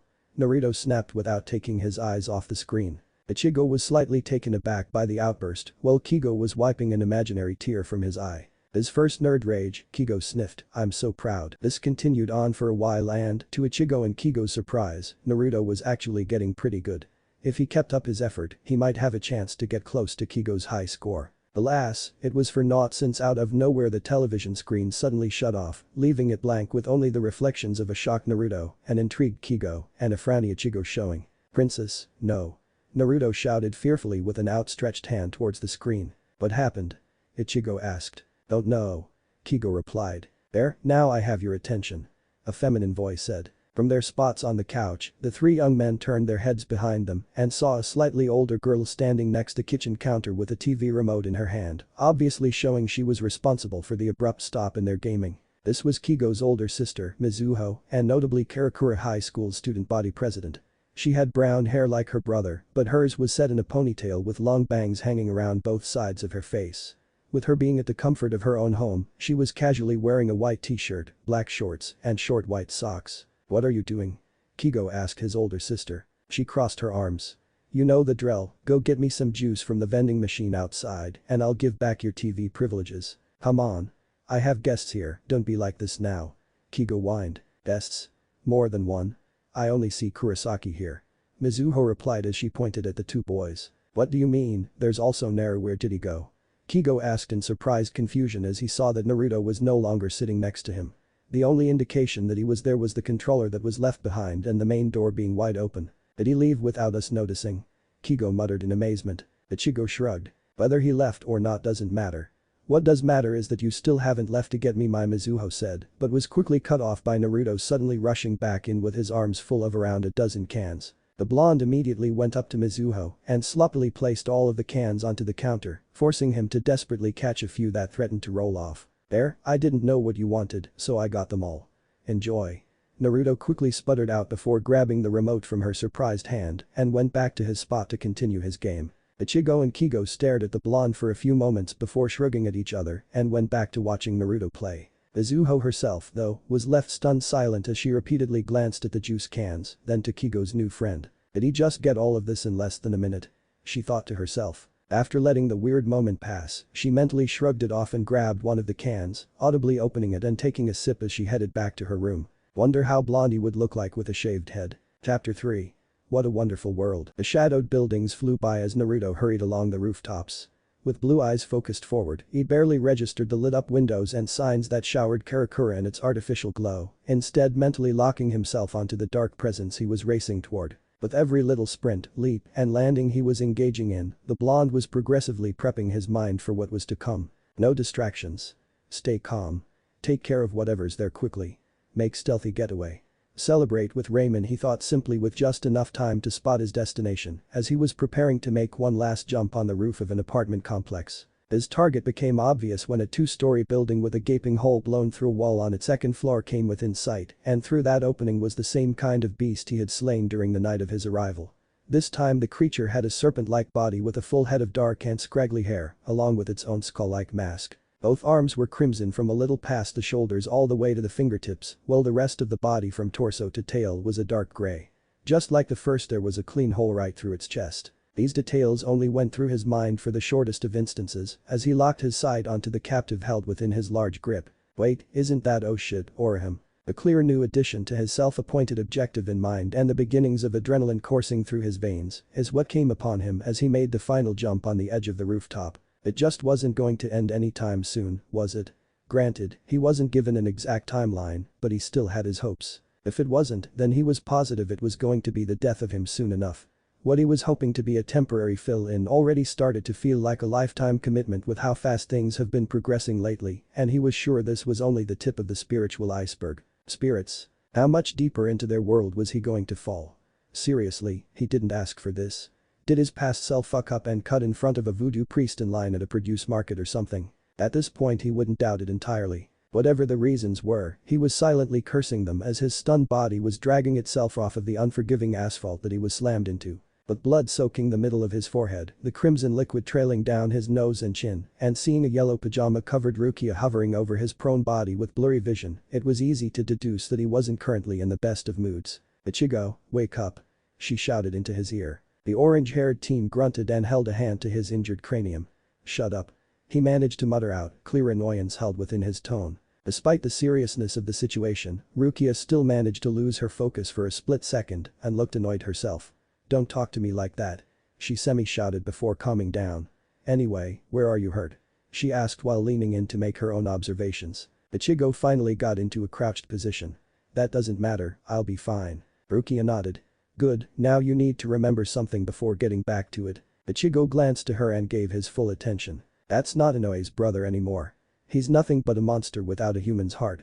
Like with him and other hollows, you can't show mercy and must kill him without fail," she instructed seriously, well, as seriously as a short girl in bright flannel pajamas could. Ichigo only answered back with his own stern stare before looking back up to the hole he was blown out of, and he couldn't have gotten back into action sooner because of what he heard next. "I'll kill you." He heard the brother-turned-hollow shout, and what made it so grim to him was that it wasn't directed at either Ruki or himself. A brief shout of exertion escaped his throat as he leaped to the second floor of Inoue's home, his large blade in hand ready to strike however he needed it to. Once he made it to his targeted height he saw Inoue held tight within the hollow's hands, her face filled with rising pain and discomfort with every moment that went by. Not wasting any more time, Ichigo quickly swung his weapon towards the monster's scaly tail in an effort to switch his focus onto him and off his friend. However, so focused was he that he didn't notice at the exact same time another participant decided to join the battle. The same couldn't be said for a once again annoyed Rukia still in the street with no easy way to get to the fight by normal means. It was just another irritating reminder that her powers were drastically low and only a little stronger than an average human, not in a physical sense, but in having Riryoku at all in the Gigai she was inhabiting. As her mind went to calculating how to aid in the skirmish, she sensed something closing into the area fast, so fast that if she were the target of this incoming unknown entity, she would be helpless to properly defend herself with Ichigo preoccupied with his own fight. Thankfully that wasn't the case as she saw a quick and vocal blur pass over her head and towards Ichigo's position. Her eyes widened. What? The substitute Shinigami couldn't react at all as the new presence announced his entrance just before his blade met hollow flesh. "Dynamic enter Ichigo," Naruto shouted in surprise as his outstretched foot was still homing in on the beast's head. With the blonde surprise at his current roommate's involvement in this whole debacle as well, he accidentally dropped the transparency jutsu. Time seemed to drastically slow down for both spiky-haired teens as they stared at each other's shocked faces while simultaneously still progressing forward with each attack. If it wasn't for the urgency of the setting, the flabbergasted look on the normally stoic Ichigo's face, along with a shouting and still flying Naruto and his own open-mouthed dumbfounded expression, would have certainly made for quite the sight. Both of their perspectives quickly went back to normal with their attacks hitting home. Ichigo's blade roughly stabbed into his target's biggest appendage while Naruto's opening kick smashed into the monster's face. The attack stunned the hollow while it roared from both new instances of pain, making him let go of his little sister's chained soul. Orihime's body fell to the wooden floor with some relief from the squeezing pressure she was previously a victim of. After letting out some coughs and a groan of pain from the rough landing, she glanced up to the creature that was once her beloved sibling as he briefly flailed in agony. Then she glanced to Ichigo as he got done hacking at her brother's tail before turning to the newest surprise of her night. "Uzumaki-kun?" she whispered in bewilderment as she looked at him with one brown eye open. It wasn't hard to misidentify the newest addition to her class, what with the bright yellow hair and whiskers on his cheeks. She saw how he tumbled from lingering disbelief after his contribution to freeing her before quickly righting himself and sliding close to a wounded and unresponsive Totsuki. He seemed to notice the tomboy as well, since he quickly moved to check her condition before turning around to act as a guard between her and the quickly recovering beast. She didn't really know what to make of the blonde's arrival, but that wasn't much crazier than this whole situation in general at this point. Everything that's happened in the last few minutes completely blew her normally crazy imagination for a loop. First there was the appearance of some crazy ghost monster thing that made itself known from her teddy bear before attacking her and Totsuki. Then Ichigo arrived with some strange getup and a large sword in order to block an attack meant for her before he started going at it with his opponent. Next came the revelation that her dead brother was the true identity of the monster and that he was mad because of her lack of prayers for him, himself believing that he was disappearing from her heart only to be replaced by those close to her, such as Ichigo and Totsuki. Now most recently in this short squabble was Naruto aiding Ichigo in defending Totsuki and herself. If she were not in this situation she was sure that her mind would have gone into all kinds of different places with the appearances of not one, but two knights in shining armor. Perhaps she would have created tales of other heroism by these two, followed by her and Totsuki slaying a dragon on the side or tag team fighting aliens in a wrestling ring on pay-per-view, with the match being only available to watch on TV on Earth and Jupiter exclusively. Mars being left out because of a political strife involving a unifying marriage gone weary due to difference of opinions on what color the couple's drapes would be in their galactic home. Yeah, that would have been nice to dwell on for a good hour or two. Now, though, her mind went back to thinking about the arrival of Ichigo, along with Naruto being added to the mix. Why were they here and how were they able to have capable means of fighting her seemingly powerful brother? She knows Ichigo has fighting experience, but being able to wield such a large blade and show off some weird supernatural abilities like standing on air was ludicrous. The same could sort of be said for Naruto as well, since she witnessed him defend himself earlier in the day, but that only seemed like fancy dodging besides that single kick and grab more than anything. She didn't know much else about the blonde besides his first extreme encounter with Ichigo and what she got from getting a feel of his personality during the day, But her first impression was that she thought he was a fun person. They talked little during and after school, but he was all smiles like her and easily went along with whatever goofy thing she enamored everyone with. Of course none of that could have possibly been accurately linked to him showing up here out of the blue. Focusing back on the scene as a whole, she saw that while her transformed brother was backed away and finally getting over both attacks, Ichigo had quickly stepped between herself and her attacker. The black-robed teen was noticeably giving an intense stare periodically at the Hollow and Naruto, his blade up and ready to defend at a moment's notice. Naruto spared the oldest Kurosaki sibling a very curious look of his own and noticeably looked him up and down before seeming to say, "What the hell are you wearing?" with his sapphire eyes. Oh, the irony. Orihime felt a new tension add itself to the air and for a second she was scared of what could become of this new situation. One quick look to Ichigo's protective side glance and Naruto's rapidly changed expression of focus filled her with relief as she witnessed the blonde spare her a look of assurance as well before he switched to the other male teen. They both held a small glare at one another before Naruto moved his eyes in Totsuki and Orihime's direction before nodding at the now recovered Hollow, his message clear. Protect them. Deal with the snake. Talk later. Ichigo understood it well enough as he and Naruto both faced their mutual enemy. The Shinigami still held his sword at the ready, while Naruto quickly conjured two kunai from seemingly nothing into each hand in a reverse style for ideal stabbing and slashing. That only added more weight on the curiosity of those that saw the shinobi do the act, but that would have to be put on the back burner for now. The tainted spirit monster gave a low snarl and turned towards both the first force of opposition, his right eye as hollow as the creature's namesake and the left being the only part on his body resembling a human. "Why must you interfere, Kurosaki Ichigo?" he wailed before turning his bloody glare towards the still uniform-clad blonde. "And who are you supposed to be? Some pathetic Shinigami lackey? Why wouldn't you all understand that Orihime is mine and no one else's? It was me that took care of her. Me. I took her away from our satanic father and whore of a mother and raised her myself. We did just fine by ourselves and I'm not giving her away to anyone, especially you, Kurosaki." Naruto grew more curious about this whole scene. Wait, this freaking thing is her brother? How the hell does that work? Damn, she really got all of the good genes from her family. Kurama chose that moment to chime in. We must have missed a serious monologue. And it was on that note that Orihime's brother went on the attack, deciding to target the biggest thorn in his side so far. "Ani-chan."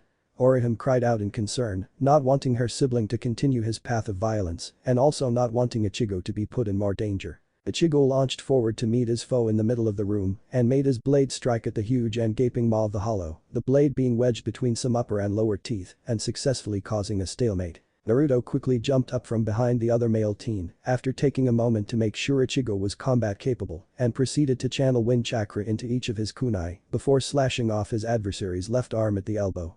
Blood quickly started to leak out of the stump just like his wounded tail which Naruto quickly cut off halfway as well when he got behind him. The combined defense and offense from Ichigo and Naruto forced the male Inoue to desperately get out of Ichigo's guard and tried to swipe at the blonde behind him with his right arm. Naruto jumped and dove over the large claw-like hand before rolling on the ground and smoothly getting up to his feet. Ichigo took his opening and swiped his weapon across his opponent's back. It wasn't a clean shot on the critical point that was the Hollow's head, but every little bit to slow him down made the kill shot all the easier in the end. The Hollow wailed again in pain and anger. Glancing at both teens he started to realize he would be worn down sooner than later and most likely wouldn't get the chance to fulfill his goal. A new plan in mind he turned around and threw himself towards the orange-haired Shinigami as fast as he could while seemingly trying to take a bite out of him again. Ichigo saw him coming and prepared to do the same block as last time, believing that the Hollow's repetition was starting to show that the battle was nearing its end in their favor. What Ichigo didn't expect was for his foe to sideswipe Ichigo's guard instead of going for a full frontal assault. What that resulted in was a forced parry on Ichigo's part while the Hollow continued its path to the other side of the room and towards his increasingly frightened sister. "If she won't live for me then she'll just have to die for me instead." The deceased Inoue screamed as if the result was inevitable. "Inoue?" Ichigo shouted, knowing he had little chance to intercept Orihime's brother in time. The Hollow and Shinigami seemed to have forgotten the presence of the other player in this game. Without missing a beat Naruto quickly used the Kawarimi no Jutsu, body replacement technique, to switch with a piece of rubble next to Orihime before quickly snatching her up and jumping out of the Hollow's serpent-like rushing attack. The blonde landed next to Totsuki and Orihime's currently soulless body in the quick escape. If Naruto paid any mind to the girl's dual presence and connected spiritual chain, then he didn't outwardly show it as he and Orihime watched the attacker continue on to slam into another wall. He created a new hole clear to the outside to match the other and had to hastily use his remaining hand to claw at the wooden floorboards. His sharp fingers dug into the surface and left a rough trail of ragged wood chips in his wake before coming to a halt while hanging off the edge. Naruto took that time to let orihime out of his grip and stand on wobbly feet as she tried to find her footing. It took but a second to right herself and glance at Naruto in even more awe. Whatever he just did made her curiosity of him and Ichigo peak even higher if that was even possible, not to mention the speed in which he was able to get her out of the way. The quick and sudden motion of it all idly reminded her of a rollercoaster, so a small part of her actually thought it was fun. Wow, maybe he was a superhero like Asano said, did that mean Ichigo was one too? Of course that thought was quickly quelled as she saw Naruto being joined by Ichigo as they got in front of her and looked like they were going to both go on the offensive this time. That was until she started to feel something was off all of the sudden. She saw the reason why immediately when she took a glance at her physical body. My hairpin. She shouted in alarm, seeing that one of the flower-themed hairpins she constantly wore religiously except for when she was sleeping had disappeared from her head. A quick feel to her spiritual head revealed the same missing spot on her right side. She started to desperately look around, both hoping to find her missing treasure and wondering when it got knocked off in the first place. Ichigo and Naruto paused and looked back at her once she spoke up, Naruto being the more confused of the duo and Ichigo seeming to understand the situation better after a moment of thought. Do you still have them? The demonic voice gained the attention of both male teens again as they quickly tensed and prepared to fight once more. They saw that the hollow's upper body was hunched over the edge of the second-story floor, looking to have stopped his one-armed climb back into the room midway. That's when he noticed a small glint near his position amongst the debris. It seemed that the light of the full moon found its way into the wrecked apartment and reflected off of the missing half of his sister's first and last gift from him. He restarted his crawl, but not in the direction of the male teens. Instead he slowly made his way towards the shining object in a noticeable silence. Neither Ichigo nor Naruto made any sudden moves, the former apparently signaling the latter to wait after coming to his own understandings of the situation.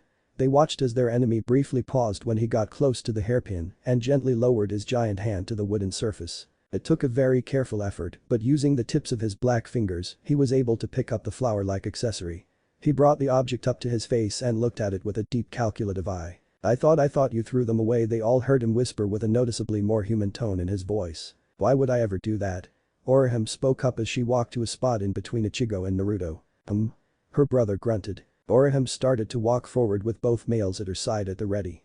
They were both cautious, but Naruto knew an upcoming sappy talk when he saw one. From experience, of course. I wouldn't throw away a gift from someone I still love so much, that wouldn't be right. She continued. Ever since you passed I've always worn them to honor you. I may have stopped praying for you, but when I started to talk about my friends and all the fun things that happened at school, I just wanted to show you that I'm happy and that you don't need to worry about me and could rest easy. I've made more friends recently and have tried to get closer to those I already have, hoping to have them care about me as I do for them, to always be there for each other, just like how you watched out for the both us all those years, she finished, eyes full of wavering unshed tears and a sad smile on her pretty face. The eldest Inoue stayed silent and glanced at the lone hairpin again, his mind going all over the place, before his masked face started to disintegrate into quickly fading black shards. What came to the view of the trio was the Inoue's face, his true face, without any lingering anger left on his visage. I never know, I always knew what you were trying to do, I just didn't want you to completely move on from me, I was blind, I wanted you all to myself, the brother whispered to himself. Obviously that's where you screwed up. Ichigo bluntly replied. Inoue is Inoue. She isn't a trophy that belongs to a single person. What he said. Naruto sounded and gestured to Ichigo from his position, throwing them all off since it was the first time he spoke. He noticed their silent glances. What? He questioned. The now calm Hollow focused on the blonde. You're him, Naruto, right? The shinobi blinked in surprise and quickly nodded. Yeah, how did you? Naruto left the question hang in the air. Orihime, she talked about you today, a new friend. Your physical description isn't exactly hard to recognize, same as Kurosaki in that regard. The blonde blinked again. Oh. He quietly replied.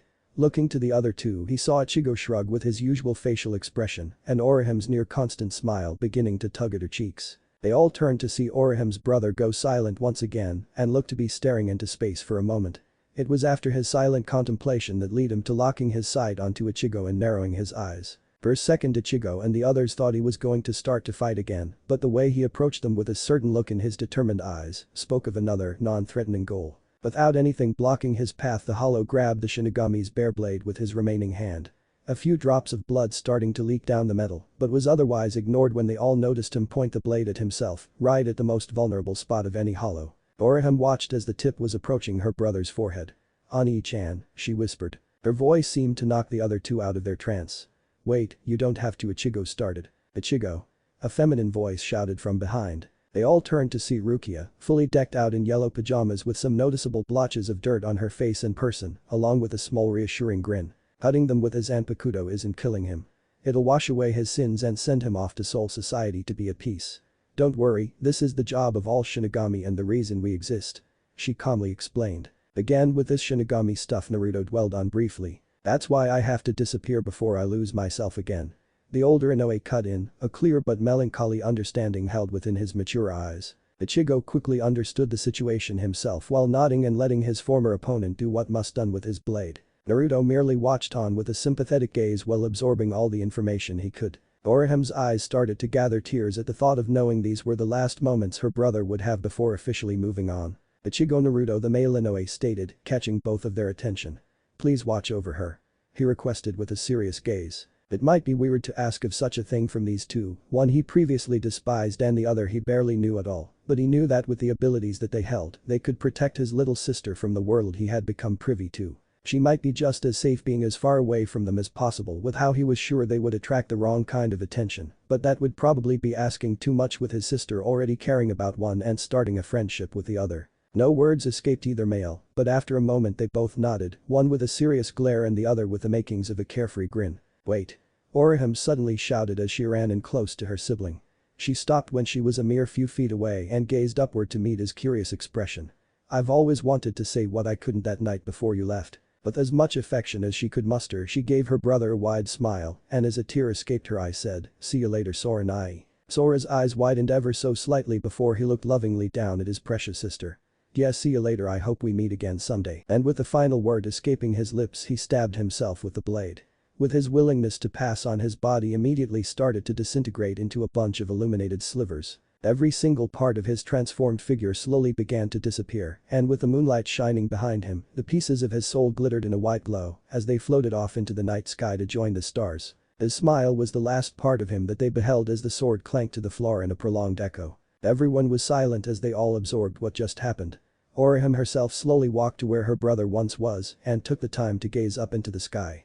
A few more tears started to trail down her cheeks, but that didn't stop her from quietly giving out one last prayer for her brother's well-being. While they were all giving the remaining Inoue a moment to herself, Naruto took that time to lean in close to the others. Hey Ichigo? He whispered over Rukia's head. Yeah? He whispered back. What the hell, man? He questioned in an exasperated tone while gesturing to everything around them with a slow turn of his head and weary eyes. Ichigo matched his look, only with more hints of annoyance and disbelief. What the hell, me? What the hell, you?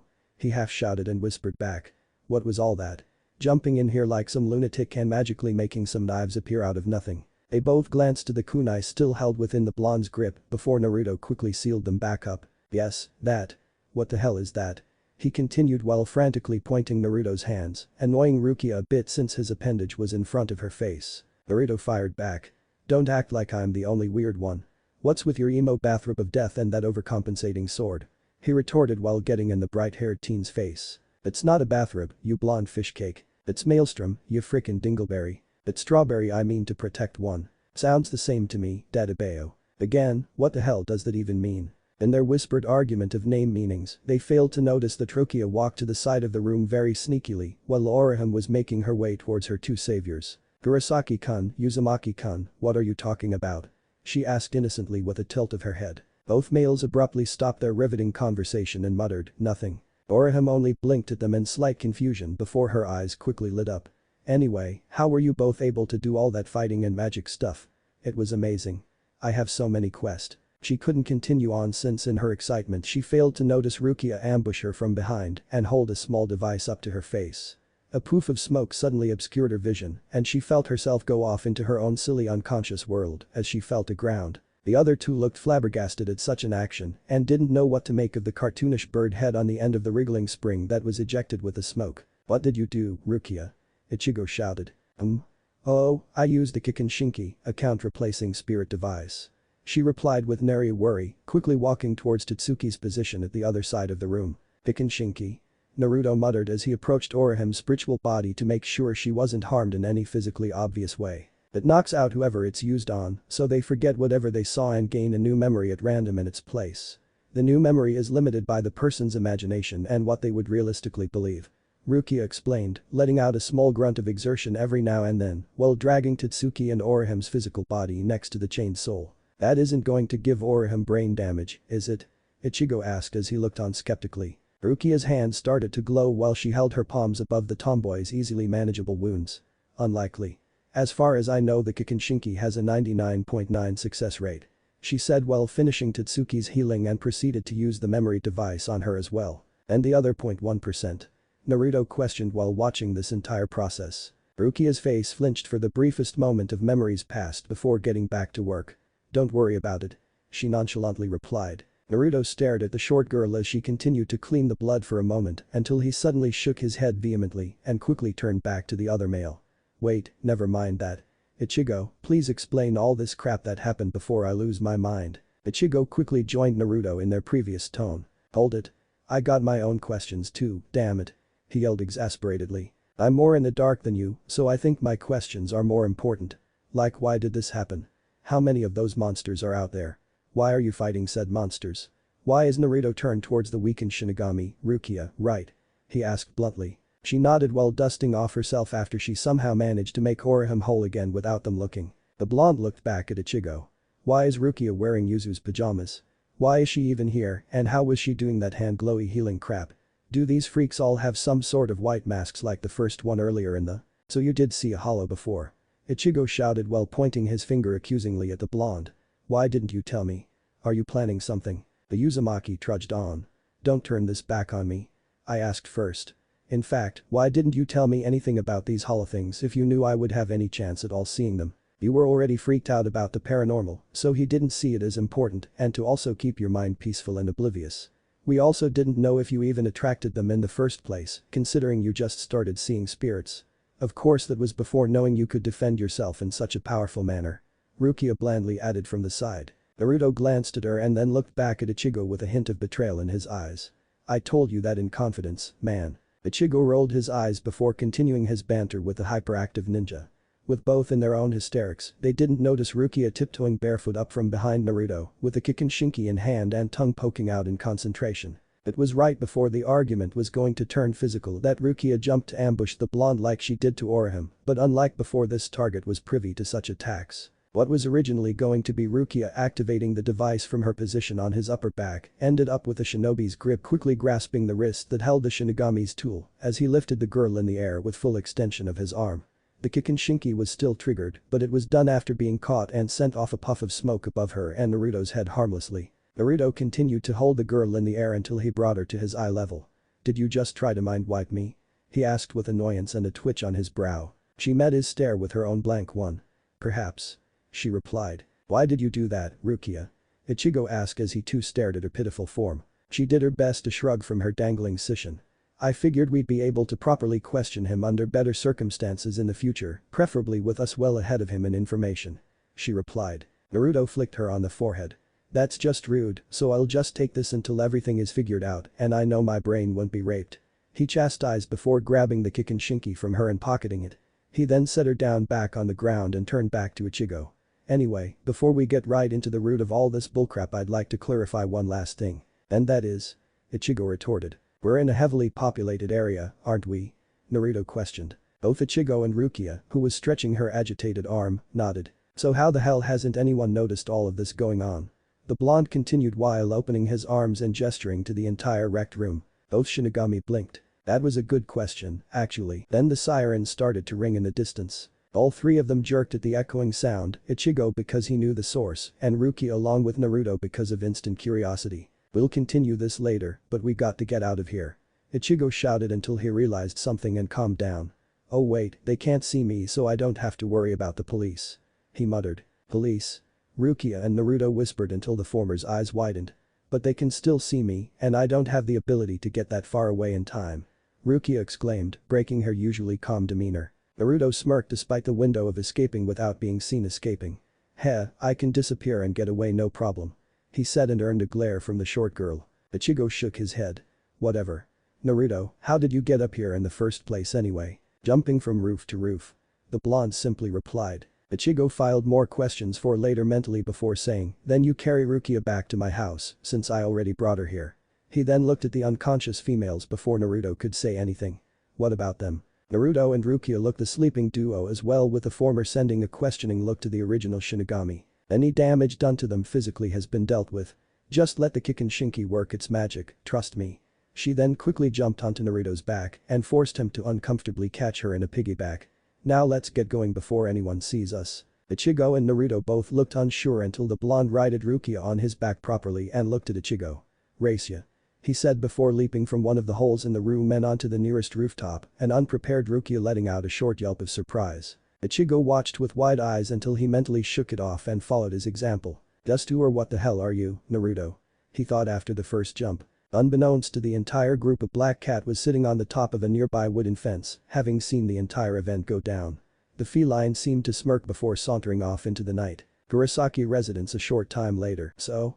Ichigo probed, him being back inside his freshly healed body as he sat on his bed with Rukia standing next to him. His room was still a little roughed up, but it was nothing they couldn't handle in a short time. So Naruto replied back from his cross-legged position on his futon against the wall. Ichigo grunted in annoyance. Let's just cut the crap. How were you able to fight like that and everything else you did, like appearing out of thin air back at Orihime's and walking up the wall to go through the window when you got here? He asked while pointing a thumb to the window behind him. How about instead you tell me how you were separated from your body that was laying on its face like it got drunk off its ass? Naruto calmly retorted. Rukia rolled her eyes and stood between them. Will you two stop acting like children and just talk like civilized adults already? Hey, I just feel as the one more confused here. I should get some answers first. Naruto stated while crossing his arms in defiance. More like you're the unknown factor in all of this, so you're the one that needs to start coughing up some information of your own. Ichigo fired back with a pointed look at the blonde. Rukia sighed heavily and crossed her own arms.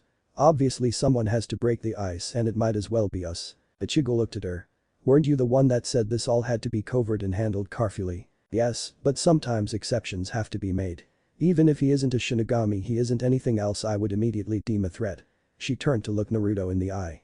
And I assume you don't have any bad intentions, right? Naruto shook his head. Nope, I'm not a.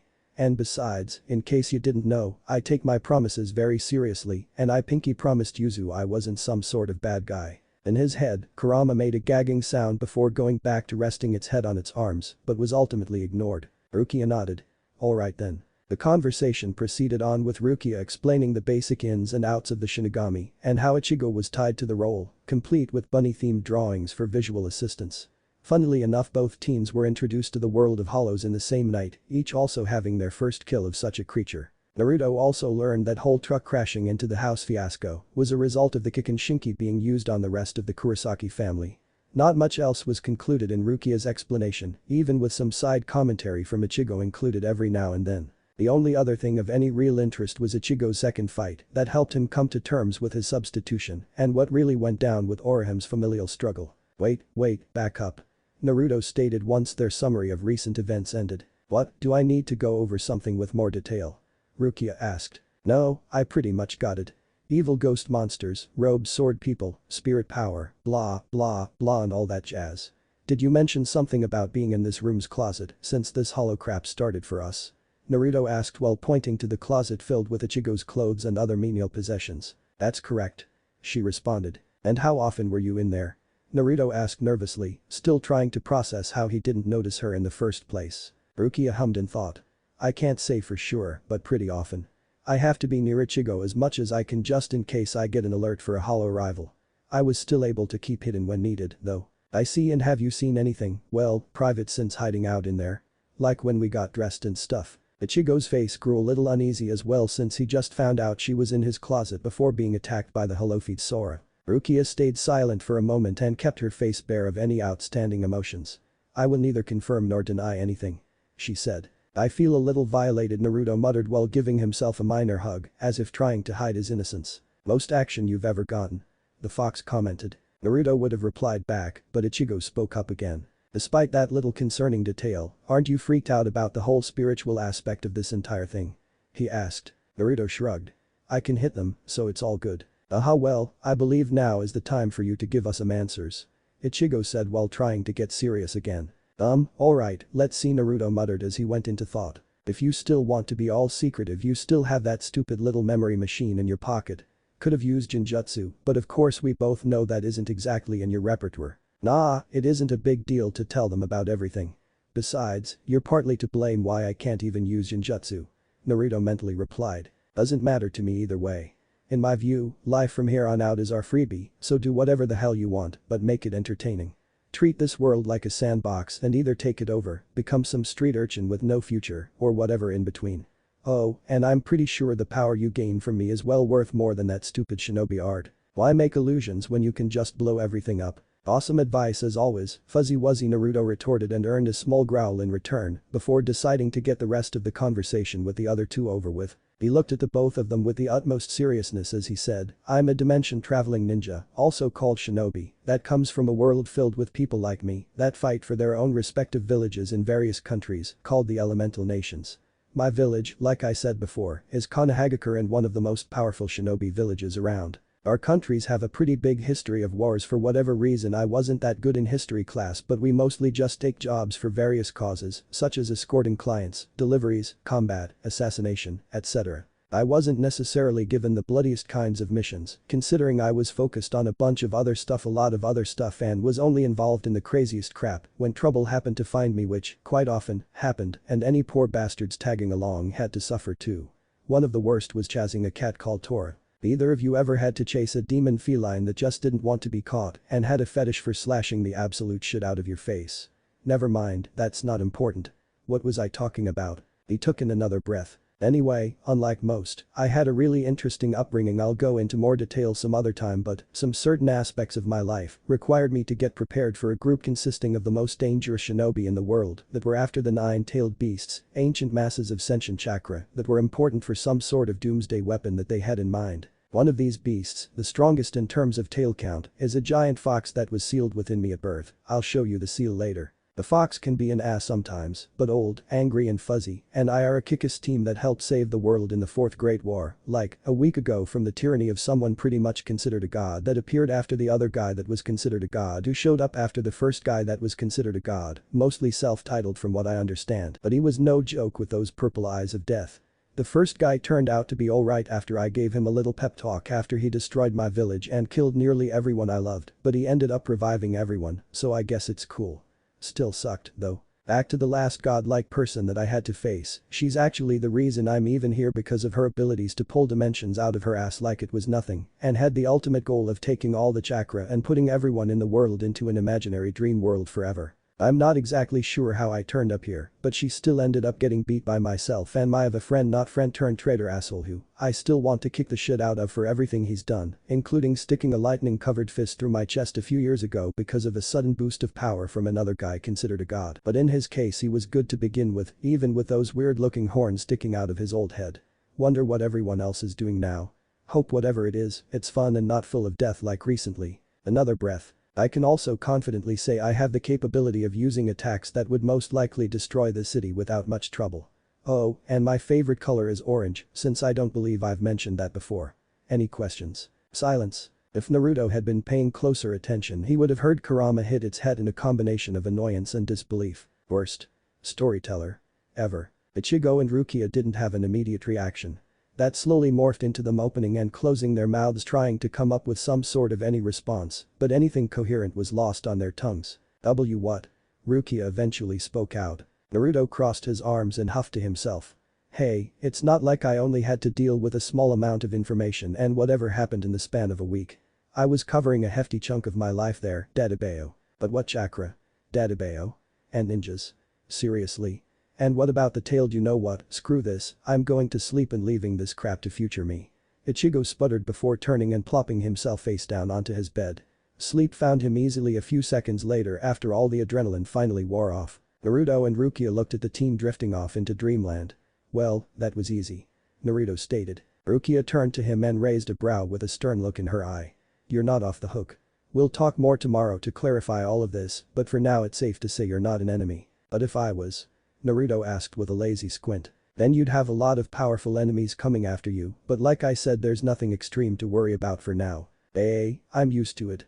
And like I said, trouble kinda finds me more often than not. It could have started to look up back at my home, but this is a new playing field and is starting to fully absorb my awesomeness. Also, since I've known each of you at least an hour, you're probably both coming along for the ride. He replied as if talking about the weather, his head being held up by the palm of his hand as his arm rested on his knee. After a moment, Rukia shrugged. We'll cross that bridge when we get to it. She then started to make her way to the small enclosure of extra blankets and pillows that was Ichigo's closet to rest for the night as well. That was until she sensed something cruising towards her back. With ease she turned and caught the Kikenshinki with a single hand before glancing to the blonde with subtle curiosity and intrigue, having almost forgotten about the device herself. No mind rape. All furball would probably prevent it anyway. He said with a semi-stern expression while patting his abdomen. She wasn't sure what he meant exactly but nodded anyway. Night then, Rukia-chan. He offered a little jovially. Night. She replied before the closet door fully closed shut. Naruto took a second to himself to think about what tomorrow would bring until he decided to lay down fully on the futon in order to sleep. Just before he committed to the act a thought caught up with him, making him frown in annoyance as he scoffed and turned onto his side to face the wall. I thought I explained it just fine. Karakura High School roof to plunge period. So this chakra stuff is like Ryoku, but it involves both spiritual and physical power. Ichigo asked while taking out a sandwich from the bento Yuzu prepared. He and Rukia were still trying to clarify what the hell exactly made the blonde shinobi tick and decided to kick it off with asking about his own source of power. Pretty much. Don't know how the physical aspect changes anything, though. Maybe that makes me cooler than you Shinigami folk by default. Naruto replied cheekily at the usually stone-faced Ichigo and occupied Rukia, who was discovering the wonders of a juice box. Ichigo ignored the jab and focused more on his food. I wouldn't know. Only been one for a week, remember? Don't underestimate us Shinigami, Naruto. Rukia stated half distracted while looking intently at the juice container. There are plenty of us that have amazing skills that have only been hardened and refined with each passing century. Then don't underestimate my own awesomeness, Rukia-chan. I'm considered a kid here and I already saved my world from someone stronger than some of the greatest shinobi and that was power accumulated over a few years, not centuries that you old farts need. Naruto shot back playfully. Rukia managed a small glare in his direction, but it was nothing too serious from what he saw. Then we ought to put that to the test someday. She said even if that probably wasn't the best thing to test out. If Naruto really was someone as strong as he said then he'd attract all the wrong attention. That attention if garnered sooner rather than later with Ichigo and herself in the vicinity would spell trouble for everyone, mostly her and Naruto, if the Shinigami law and research and development had anything to say about it, given the right motives of course. Any consequences could also end with something not a big deal overall, but rolling the dice with the people she was involved with wasn't exactly a good thing. I also remember you mentioning you had help with that whole world-saving thing. She continued. Maybe, but that doesn't change that I can kick ass. I'm more interested in that you know what accumulated even means. Hey, I can know stuff too, you ass. Really? The fox replied with obvious doubt. Yes, really. I also might have just seen that on Isen's word of the day calendar, but whatever. Screw you. Rukia mentally waved him off. Speaking of fighting, that brings forth a dilemma. And that is? Ichigo replied. The girl pointed to the blonde as he started to dig into his own Yuzu-approved meal. Naruto here can fight and kill hollows effectively from what we've seen and what he told us about his first encounter with one. If he kills them like he did then the spirit won't pass on into soul society and find peace. They'll be bound here and add an imbalance of souls being regulated by Shinigami. Naruto stopped mid-chew into a rice ball. Well I have absolutely no idea what you mean, I'm guessing that isn't a good thing. He muttered with a couple of crumbs falling off his chin. While it isn't the ideal outcome it is very common with the most difficult of hollows and their devouring of souls that haven't been properly exercised, so it isn't something to panic over. You were defending yourself and that's okay, but now we have to be prepared and make every soul count. Prepared how?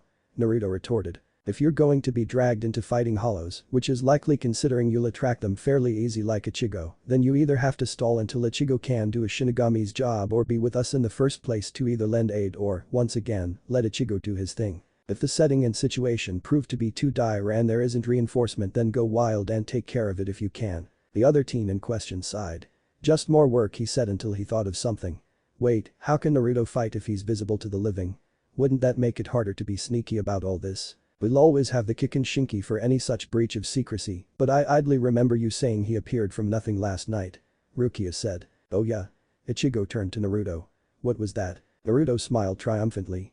An awesome jutsu that makes me completely transparent whenever I want.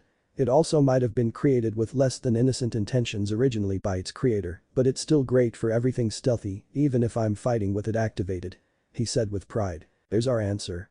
Rukia concluded. Jutsu? Ichigo asked. This time Naruto sighed. We really need to get on the same page soon. Hey, guys. A voice announced. They all turned to see Mizuru approach them with his lunch in hand. Yo. Naruto replied with a wave. Oh, and Kichiki-san is here as well. You're making friends fast, Ichigo. Mizuru commented while taking a seat next to Naruto. Without much emotion in his voice Ichigo said, I'm just too lovable, I guess. Yep, a real ray of sunshine. Naruto commented blandly before sipping some water. A new but familiar voice joined in next. And I join you guys as well. Oh, if it isn't the beautiful new transfer student, Kichiki-san. What brings you to this place of men? Kigo yelled in excitement. She's hanging out with Naruto and Ichigo.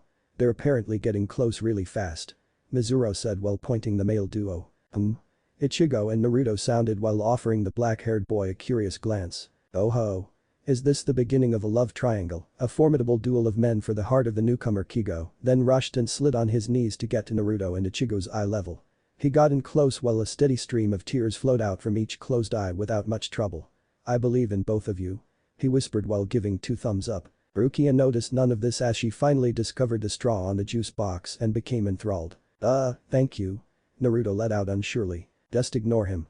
Ichigo added as he pushed his spontaneous friend out of his personal space. So cold, Ichigo.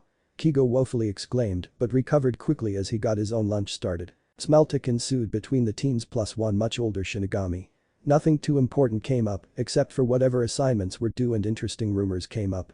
One such interesting event was brought out into the open when they all heard Orihime's voice ring out from the other side of the roof where she was enjoying the break period with her female friends. All of them were seated on a large blanket spread out with their food surrounding them. But it's true.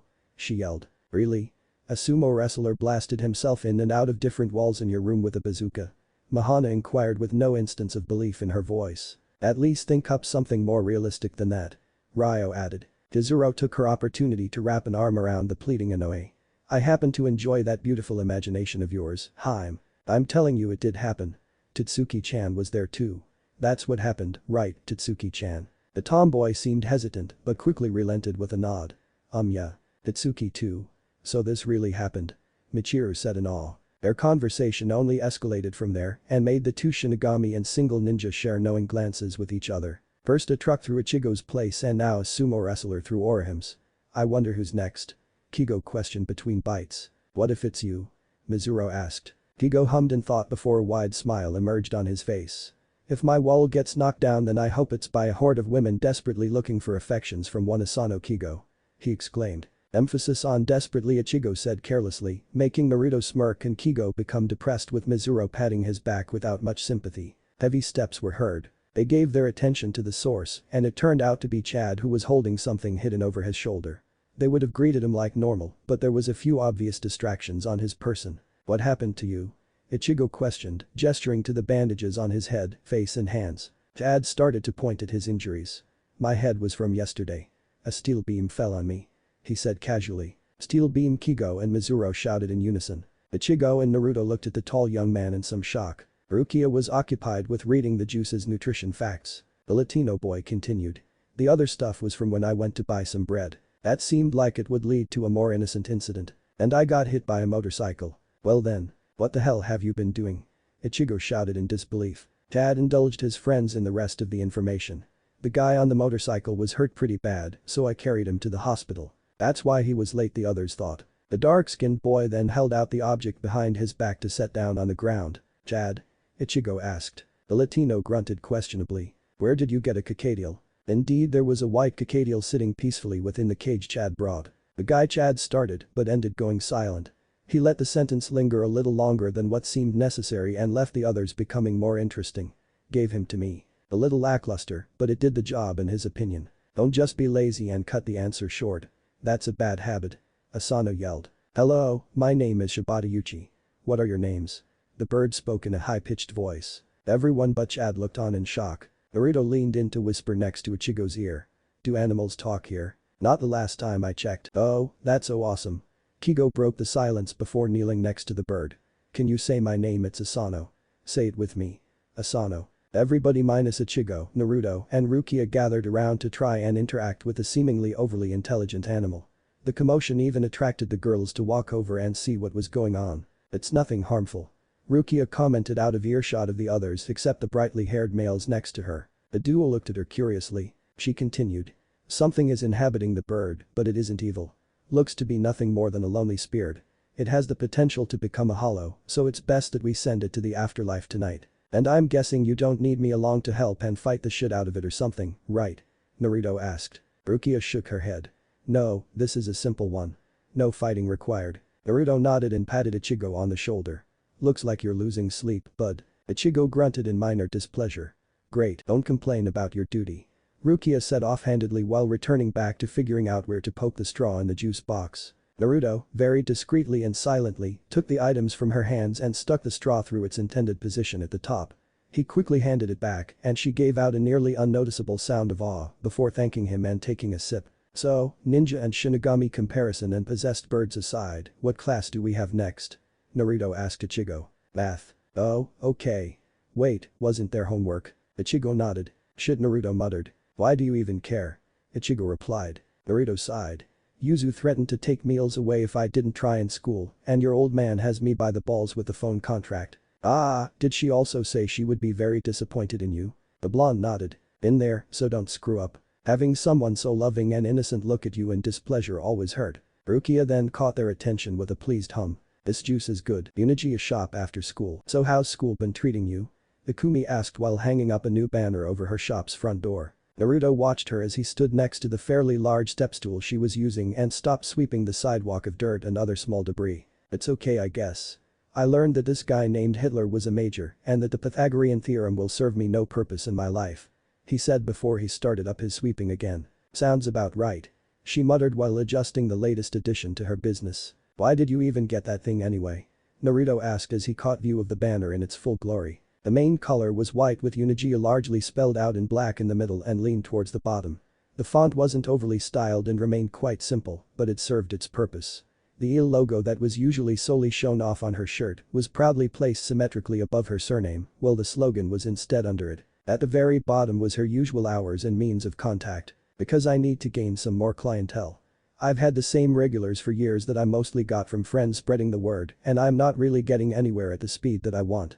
There's always the regular bills, but I need to start doing renovations, replace all of the old equipment, and start a college fund for Kaori-chan. And if this business grows enough at some point, I'm probably going to need better ways of advertising, hire more staff, and maybe even make a website or something. Thinking big, aren't ya?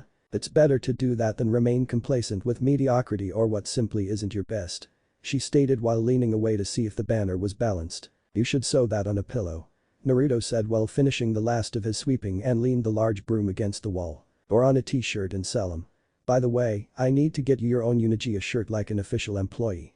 Anything you want suited to your tastes. Orange? He replied simply. Alright then.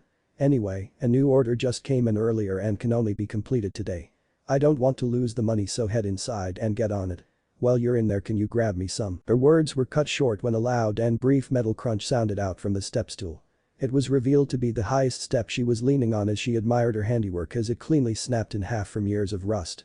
She suddenly started to fall back in a path that would mean the point of impact onto the cement would be the back of her head. Like she said, old equipment. She could only let out a surprised yelp while having just enough thought to realize the landing was going to hurt. Weirdly enough, the pain never arrived.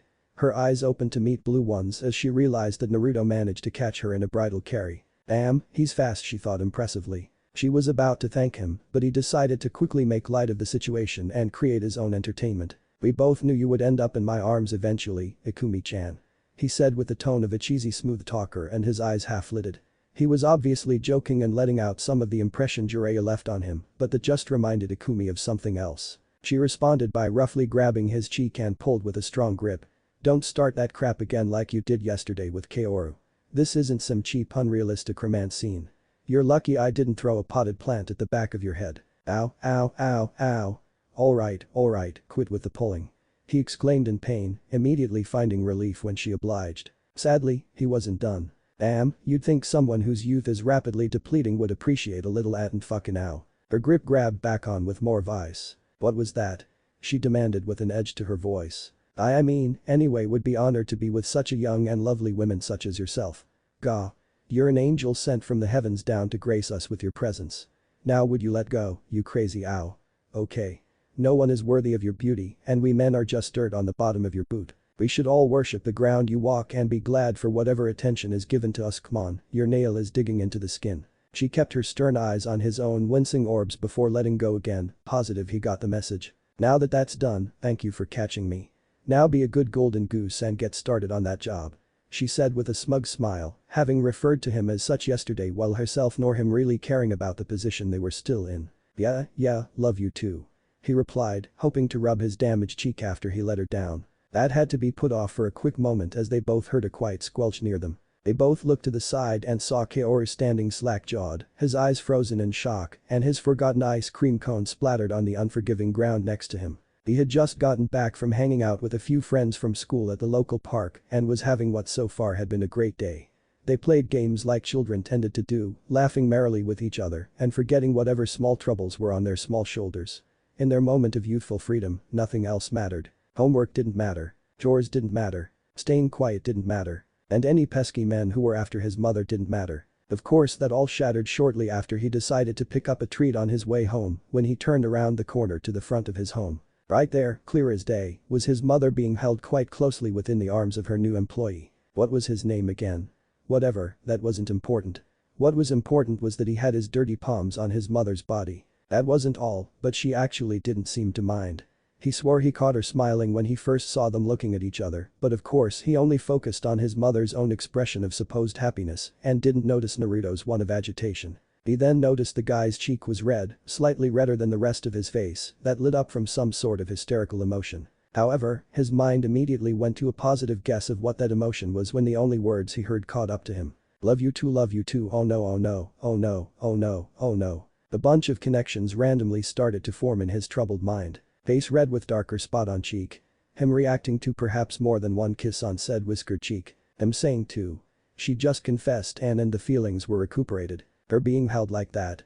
Maybe some sort honeymoon mood came upon them and they were ready to do something crazy like elope. With Naruto and Akumi on the other hand, all they saw was the small boy shakily pointing his finger at them with what they could assume was accompanied by an almost audible silent scream from his still open maw. This silent stare down of confusion on both ends continued for a few more seconds until Kaoru's brain could handle no more. Therefore he promptly fainted and fell backwards, a quiet thud echoing very briefly from the impact of his backpack that practically cushioned his entire fall. Kaoru! Akumi yelled in fright as she quickly got out of Naruto's grip and ran to her downed son before doting on him with all of her ability. Naruto watched her shake him lightly while frantically checking every orifice of his body with a blank stare. However, it took but a short moment for him to make a response. He let out in amusement, figuring he might as well leave the mother-son duo that faintly reminded him of Tsunami and Inari the exceptions on their comparison, being one had a strong personality to match a motherly persona, while the other would probably remain an annoyance in the future to their own devices. He decided to finally check out the job Akumi was talking about. He entered the business home and went to the counter that held the weathered cardboard box with all of their job orders. Sitting next to the box was what he assumed was the new request. He was right when he read the date and basic description of a small cleaning job, but paused instantly when he saw the name of the person that called it in. Urahara Kisuke. What if Godlike Naruto has power of orihime and bleach? Thanks for watching my video till the end. If you enjoy this content, then do consider subscribing to my channel and leave a like if you guys need the next part, comment down, and thanks for watching the video and see you guys in the next video.